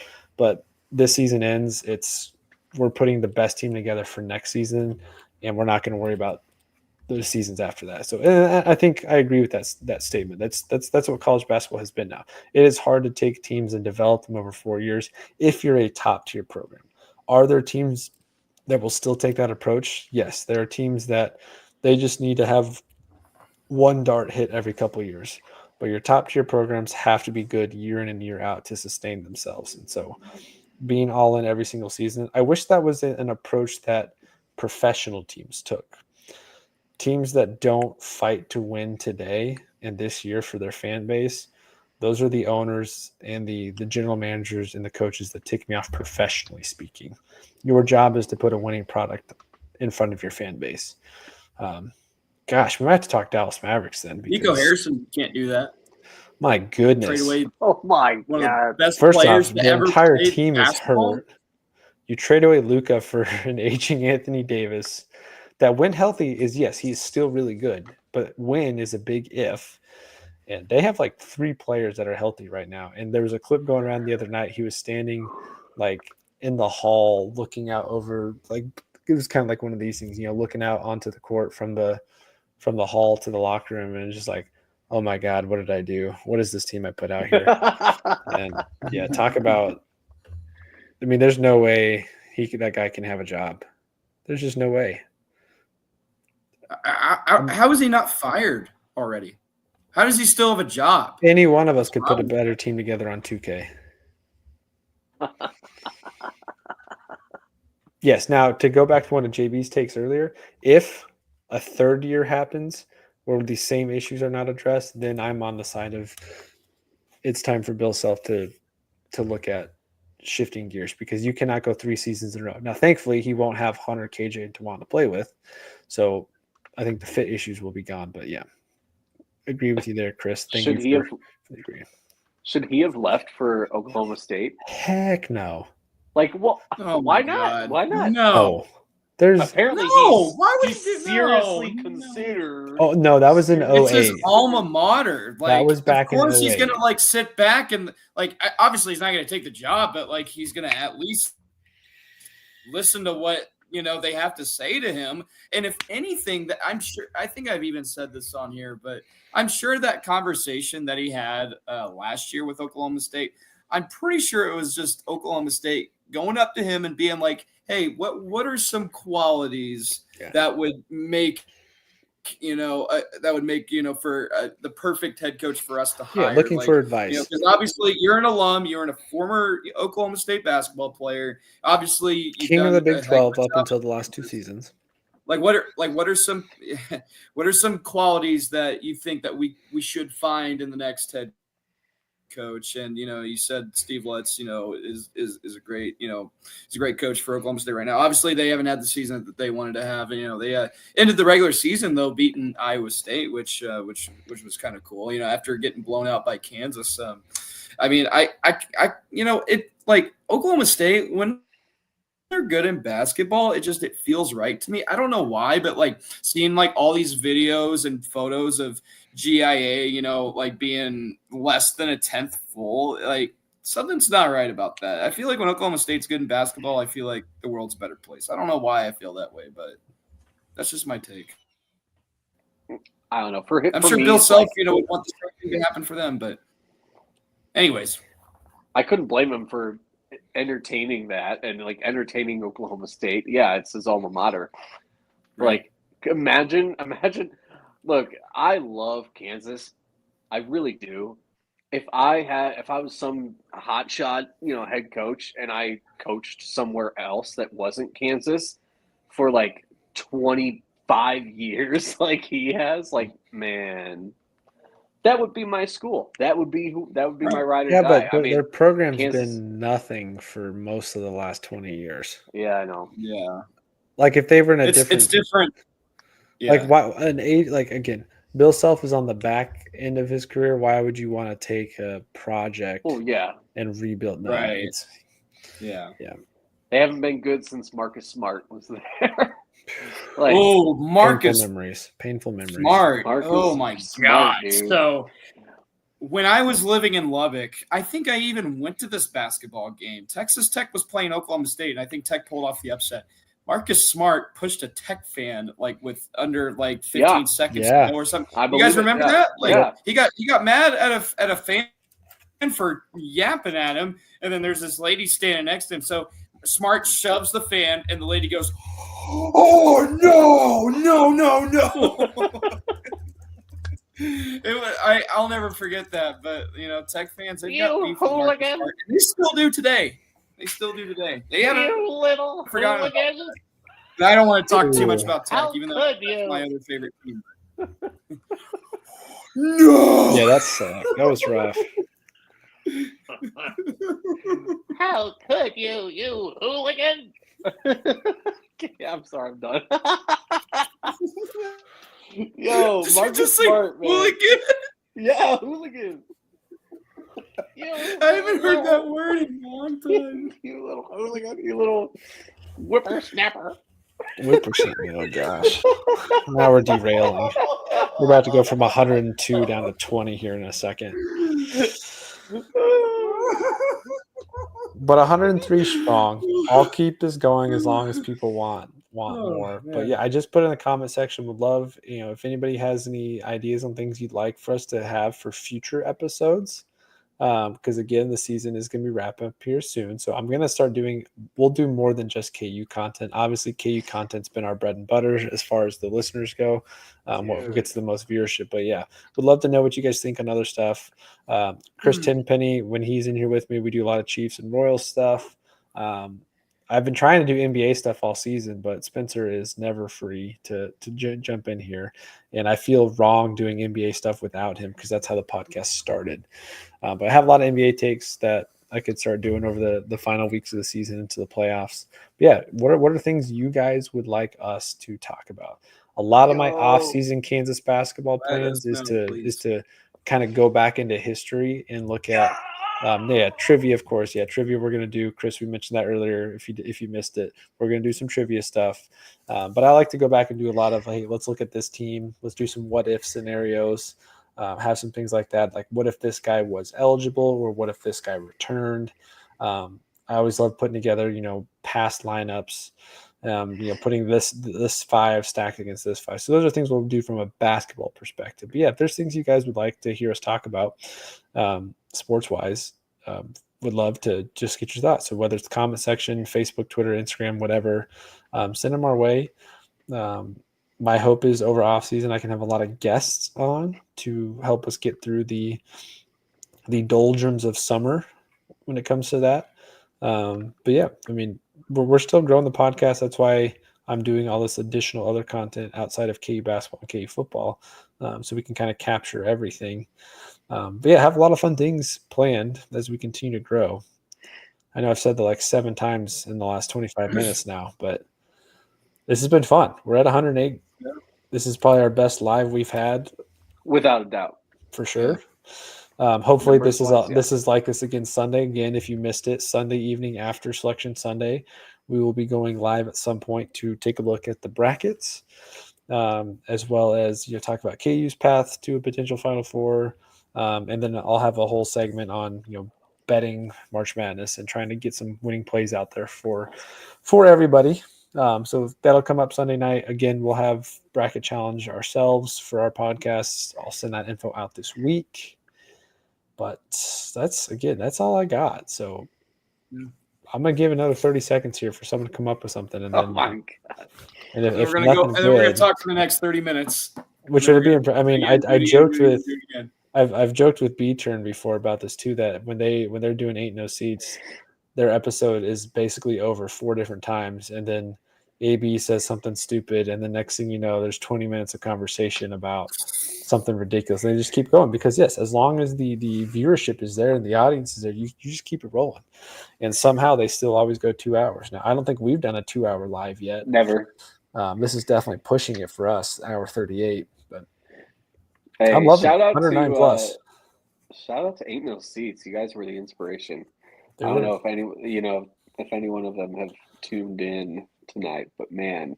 And I'll get B-Turn on here again soon. We've been kicking some ideas around occasionally on some cross content with them, for sure. And then there's a couple of the KU podcast guys out there. I DM'd today, and I'll give them a quick shout out. Not the Experts is what they're called. So why would you want them on? Because they're not the experts, but just too casual. It's funny. That's why it's the whole joke of their name. Yeah, no, not the experts. I messaged them earlier. Yeah, I want to do some more crossover content and just get some more people involved. And then I'm going to try and come up with some ways too for listeners to be more active than just in the comment section, whether that's coming on the pod, doing a live call-in segment. I don't know. I would love to do some. I would love to do some events. Some live events somewhere for people to show up and get to. Heck, I'm also trying to put together some NIL events to do some fun stuff there, which would be great. But a lot of things in the works. If I had more time, we would do a ton. And then, hey, maybe this fall we'll get media credentials. That's also on my agenda for football season. That'd be cool. That'd be great. In the new booth. Yeah, awesome. Man, we need a stadium update. Yeah, When was the whatever last happened time to that? you walked over there? I took some photos of like the new seats whenever they first got installed. That's It's coming along. It's coming along quite well. I walked by the new video board and they're putting it together pretty fast. I mean, it's huge. It's a lot bigger than the old video board, and they even said before demolition and rebuilding started that it was going to be twice and a half the size of the original video board. Wow. So, and obviously, I know the old people out there are going to be like, "Well, we can't watch the game from the hill anymore. That's going to suck." Well, I mean, really can't. I understand that, but sometimes. Hey, I was just making a face. Because honestly, well, it's just kind of dumb. Like, you want to watch from the hill? That's like the worst. You can barely watch it from up there. I mean, see anything. What are you watching? You watch it. They're gonna build road. seats in the south end too. Whenever they start phase 2, so the whole stadium's going to become a bowl. It's not going to be 3-4. It's not going to be a horseshoe anymore. So I'm excited to see how phase 2, turns out. I've been hearing like maybe they're going to start after next season, which I would have to think that would be the possibility. They just haven't like said anything as far as like a timeline for that yet. But then you have the side pieces around there that they're going to try and add in the retail spaces, the hotel space, all the commerce side that they're trying to add in.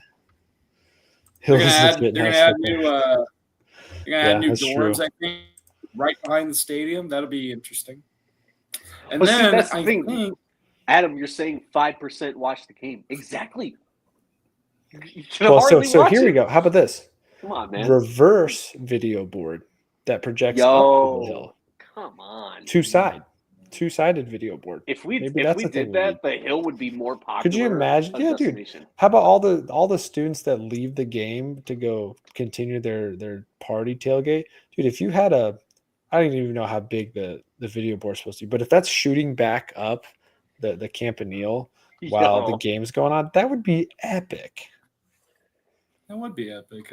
I like that. I don't think anybody would ever do that because it takes away from the exclusivity of what's happening inside the stadium. But that would be pretty cool. Yeah, do that in the hill. That's a great idea. Yeah, amen. But they would pay for the stadium overnight. They wouldn't have to get any more donors. Well, man, why do we have to do phase 2? Adam, because you're still on here, this got me thinking of something. So I don't remember if Austin I told you this or not, but obviously I was at KU Baseball's home opener. And one thing I noticed, they do have a new video board for KU Baseball. They do. However, the PA system is absolutely trash. You could not hear anything coming from outfield. It's just so maybe Adam needs to get something going on Twitter for KU Baseball to literally it's what it sounds like. I'm not kidding. To get that improved, like they need some more speakers or something.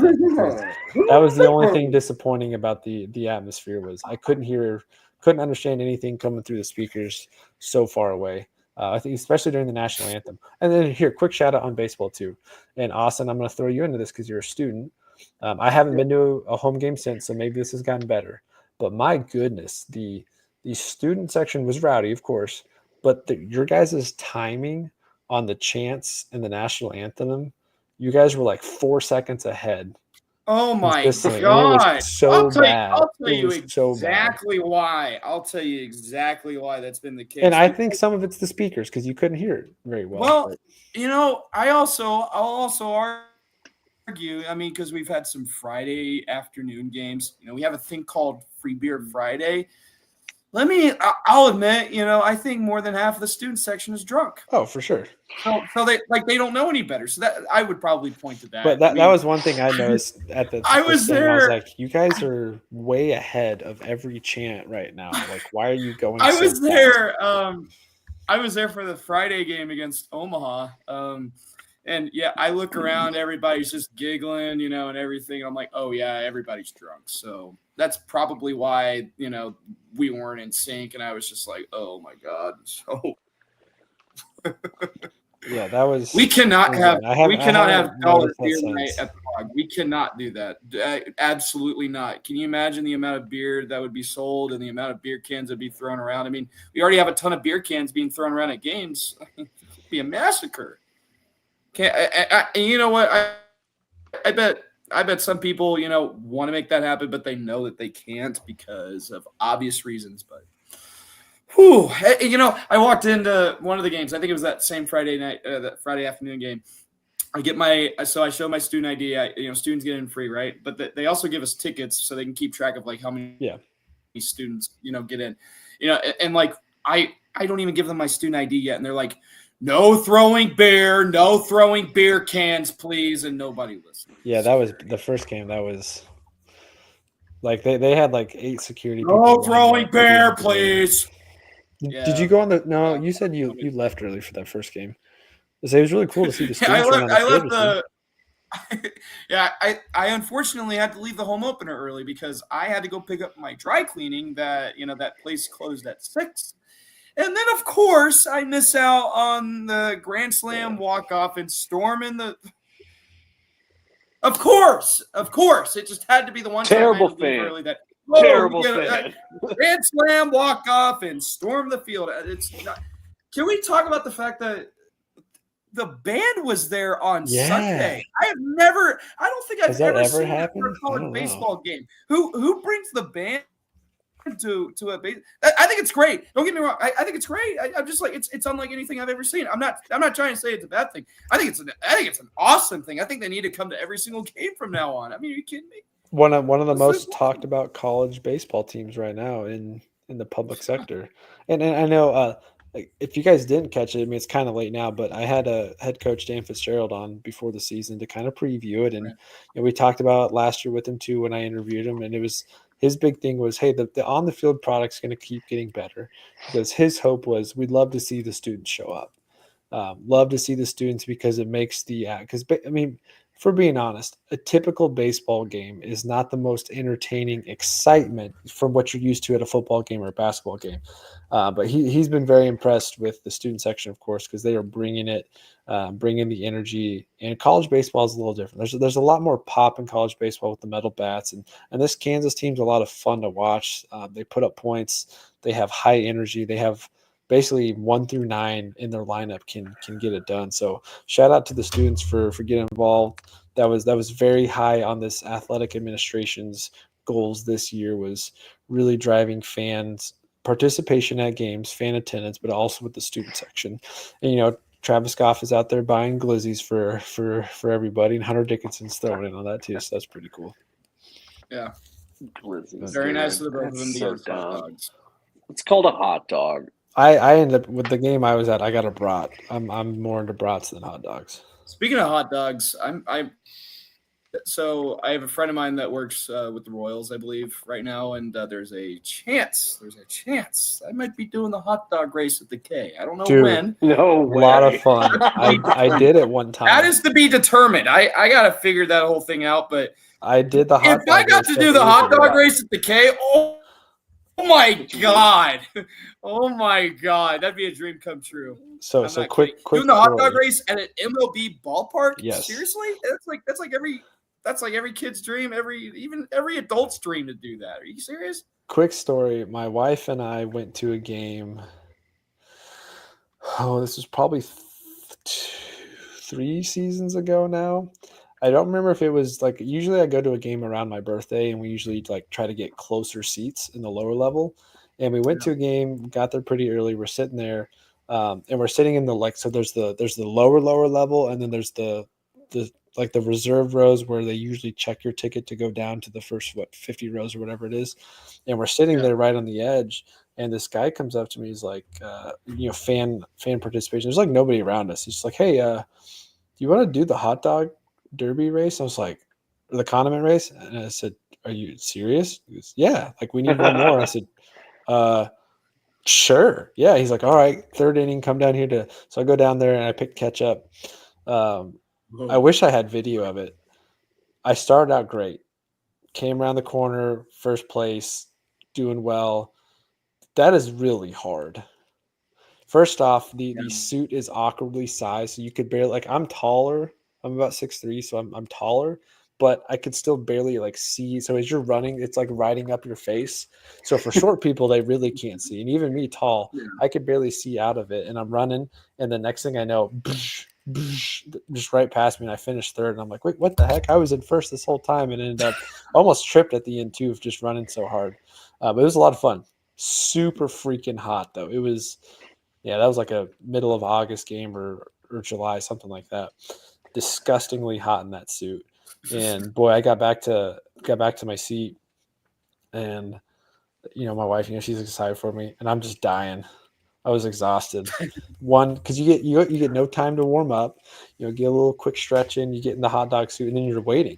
You're sitting in the suit for like 10 to 15 minutes because you don't know how long the inning's going to go, and they trot you out there, they get you ready, and it's just boom, go, and it's just dead sprint. So a lot of fun. Highly recommend.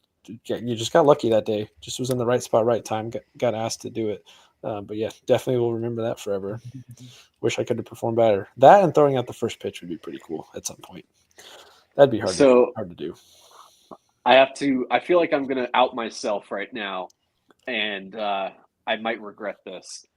But I did some. I don't care. I'm just in the sharing mood. So this is how much I know about baseball. Just a small little snippet from this past weekend. The Royals, they were playing the Brewers, and I was like, "This is perfect," because my wife is from Wisconsin. My wife loves the Brewers, and I'm like, "Yo, it says Brewers at the Royals, so there must be a game in town in Kansas City." And this was yesterday, and I was like, let's go to the game. Okay, so for anyone that's not totally clued in like I was, it's part of spring training. They were in Arizona. They were in Surprise Stadium in Arizona, and I see Milwaukee Brewers at. You're all ready to go out to the K. Like, you load up the car. I didn't get that far, but I will tell you. Good thing you didn't buy your tickets. I did buy my freaking tickets. I will tell you, and it's me, my wife, my 1-year-old daughter. We talked about we don't have to buy a ticket for her, but it gives us more space if we let her sit down, and not be on her lap. We're probably gonna get hot and not want her on our lap all the time. Let's get her a seat too. I paid like $27 a ticket, I think, after fees and everything. I paid $118 for a game that started in 2 hours in Arizona, and I'm in Grandview, Missouri. You weren't catching that game live. I was not, and I was livid, and it was all my fault. Like that's 100% on me. I was literally that stupid that I bought the tickets before like reading the fine print that says Surprise Stadium. That was a hell of a surprise for me when I saw that, let me tell you, because I paid $118 and I immediately listed it. It was on StubHub. I immediately listed it. Chris, oh my God! This is a story you keep to yourself. I don't even care. Nah. No, it's because we're all friends here, Chris. I don't even care. I don't even know the 117 people that are watching right now, but I don't really care.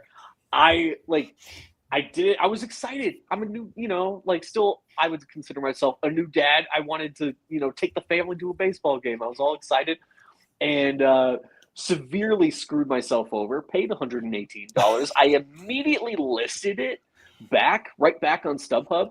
But no one bought it. I had 1 hour until the game. Did you get the insurance package to where you can cancel? No, Because I'm an idiot. Because I'm an absolute idiot. I am that big of a moron, and I know that little about spring training time in MLB that That's I good. wasted $118. I was, Oh, 2.5 God. weeks though away from opening day. dude. I think I'm going to opening day. I don't know. I'm gonna try it too. That's to be determined. There's My- a strong possibility. My wife literally had like a little like miniature Milwaukee Brewers little like outfit picked out for our daughter that it was like supposed to look like a Milwaukee Brewers cheerleader outfit, and I was gonna be like, no, we're gonna sneak her Royals onesie in the car. Like I was gonna be decked out, but we ended up going to the park instead. But my God, Did they play Milwaukee at home Idiot. this year? sure they do. Let's look at the schedule. Okay, Ross. They play at Milwaukee the first week of April. Ooh, 2-game series in Milwaukee. might have to take a break from the pod. Go up to Milwaukee. Dude, Might be that's March Madness night. That's a national Oh, championship night. I don't know. It's not like KU's going to be there. Yeah.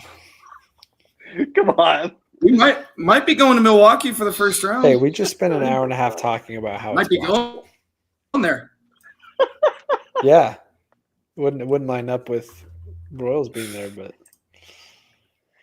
dang. Okay, UCF won by 15, so UCF will face all right, Kansas tomorrow. That is for sure.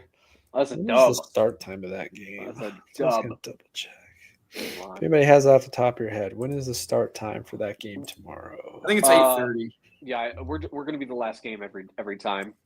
Yep. That's just how the bracket works. We're going to be the last game every So night. get your naps in. Get your naps in if you can. If you can't, then Yep, 8:30. good luck. Get yourself an energy drink because you're going to need it. Oh my God, JB, you're. The game was in surprise, and that was quite a surprise. It's quite a surprise. It's quite the surprise that to was old good. JB, dude. I'm Dude, telling you, we should go to a idiot. Royals game this year. Should make that happen. We really should. Awesome. What are you doing after you graduate? Man, I'm trying to figure that out right now.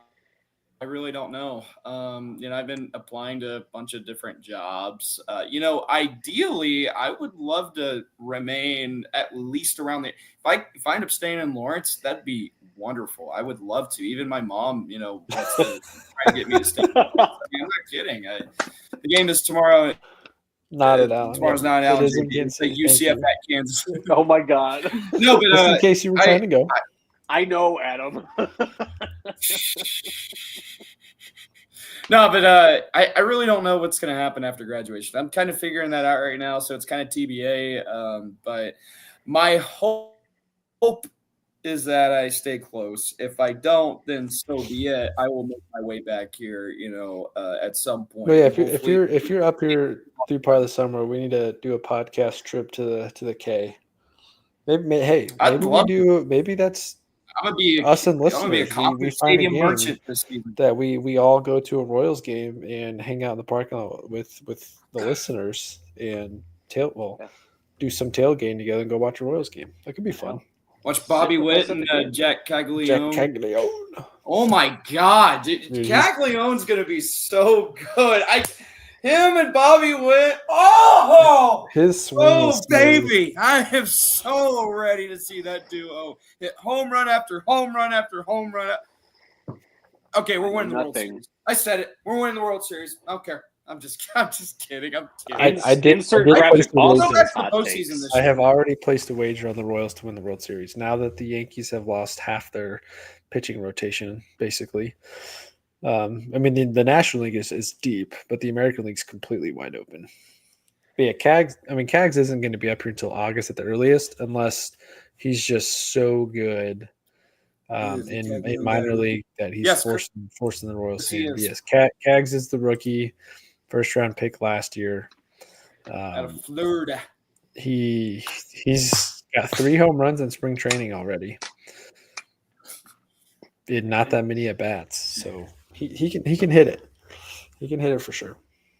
He had like a 435 5-foot homer the other day, I think. Yeah, Was it against the Brewers? He's Might have got been against the legit Brewers. power. He's going to be – him and Bobby are going to be a problem for the next 10 years. I can't wait. And Mike Moustakas is going to retire as a Royal. I don't know if that's happened yet already, but as a yeah, Royal, they're doing a day in May that's like his ceremony day. that's right, yeah. At the K. So cool. That's because pretty cool. Hosmer tweeted out, he's like, Cags better be. He tweeted something like, hoping Cags is on the 25 or 26 man roster when that day, because he's going to be back for Moose's retirement, of course. But yeah, Cags is not going to be at the major league level this year, most likely until August. But he could be a bench piece for the playoff stretch. But yeah, he smooth. Be our designated hitter. Can you imagine that? Royals still need some outfield help. Chris and I talked about that last week. There's really not a lot of options for it, though. This is something I definitely cannot contribute to, not knowing anything about baseball, as you guys now know, that I know nothing. But buying tickets to a game in a different state. I'm such an idiot. But if you do ever get to go to Royal Spring Training, anyone, the 117 you still watching, thank you. Royal Spring Training is a lot of fun. I've been once in my life. Is a great time. Even if all the guys aren't playing, it's just cool to go down there. A lot of cool things that happen around the area. You can go watch live batting practice. You can honestly, the year we went, we were able to walk up to the fence line with where like the reporters and writers are, and just like stand there and listen to Ned Yost talk. I can't remember what players I got to see up close that time, because it's been like 10 years since I went. It was after the World Series. It was the spring training right after they won the World Series. No. It was longer than that. I went back in like 2013, before the playoff stretch. James Shields. It was James Shields' first year. I do remember that now. James Shields' first year down in Surprise. Goated. James Shields, you are my hero. Yeah. It's that guy. Look at that. 2 hours and 1 minute in. We've talked KU basketball, KU football, KU and baseball. Somehow we're talking about the Royals. Like, what the heck? Now. We are KC Sports Authority, guys. Come on. Yeah, and I mean, we've had somebody put in the comment before, why are you guys called KCSA? It should be KUSA. And hey, I get that. I wanted something more KU specific, but I didn't want to limit the podcast to KU stuff. Right. I have bigger dreams, hopes and goals and dreams. My goal is to turn KCSA into a light version of KC Sports Network at a very much smaller level. So KC Sports Authority. So I did think about this week. Maybe we come up with a podcast name that's strictly KU content that's part of KC Sports Authority. But we are KCSA. We're going to try to cover all things Kansas City area, at least the things that, of course, me being the host like. So we're not going to talk K-State. We're not going to talk Mizzou. That's right. Unless there's somebody out there that wants to host their own episodes for that on our YouTube channel. But yeah, this is still always going to be KU first. But we want to cover Chiefs and Royals for sure in NBA. But all right, we've been at this. Go ahead. My phone's about to die. Yeah, I don't want to just pop out unannounced. I think it's time to wrap it up officially. Yeah, let's do it. But yeah, shout out to all of you still there. 115 plus right now. It's fantastic. Thank you guys so much. Smash that, even though the episode's basically over. Smash that thumbs up real quick for me, so that this, the YouTube algorithms help us out to find some other KU fans. Again, if you haven't hit the subscribe button below, you're missing out. You need to do so. Go ahead and do that. Give us a follow: Instagram, Twitter, Facebook, TikTok at KCSA Pod. You can obviously follow the three of us at Kikinator_11, at Call Me John Bruno, and at Austin C. Eckert over on Twitter. Austin continues to grow his fan page, which is, if I can speak selfishly for a second, that is a lot of the reason why Austin joined the pod back when he did, because I was trying to take advantage of his followers, and it has definitely helped. So very appreciative of Austin being a recurring piece on the podcast for sure. I've had a lot of fun doing this. But yeah, that'll really wrap it up for this one. We got Big 12 tournament in 21-ish hours. KU basketball tips off against UCF on their path to dominating March, whereas this episode started. Is a March Kansas season loading? Is that what's coming up over the next 4 weeks? We'll see. Looking forward to it. Can't wait Appreciate for JB's apology. JB's apology is coming. That'll be the title. Only of the if we next win. episode. Only if we win. Oh, It doesn't have to be against Houston, but if we win it all, if we win the entire Big 12 tournament, I will issue my apology. Yep. If it's not KU that wins the Big 12 tournament, it'll either be Houston or again another team, BYU. Maybe. I'm Texas Tech. All Texas Tech. Yeah, or Texas Tech. I'll throw them in there too. It's just well, I mean they've been all right in the Big 12 tournament. It's just I just remember them like always going to the Big 12 tournament and not doing well. But hey, they've got a motto. Castle's a different coach. They've got a motto. It says toughest team wins. And they play tough. They play tough. Playing like Houston's only loss in conference play was against Texas Tech at home in a game where Texas Tech played without their head coach and the Big 12 Player of the Year, JT Toppin, and they still won. Makes no sense. That's absurd to me. I mean, just goes to show you how special this year's Texas Tech team is. And Austin's about to hop off of this podcast, but he's going to hop off and he's going to go join his Texas Tech pod now. I don't even have a Tech pod. It's been a great night, you guys. But yeah, let's get out of here. Maybe I should start one just because you brought it up. No, you should. You should. Texas Tech, KU crossover. You have a non-compete, Austin. Shush. Yeah, non-compete. All right, now wrap it up. I'm going to start my own podcast, and I'm going to compete against you guys. Y'all are going down. I'm kidding.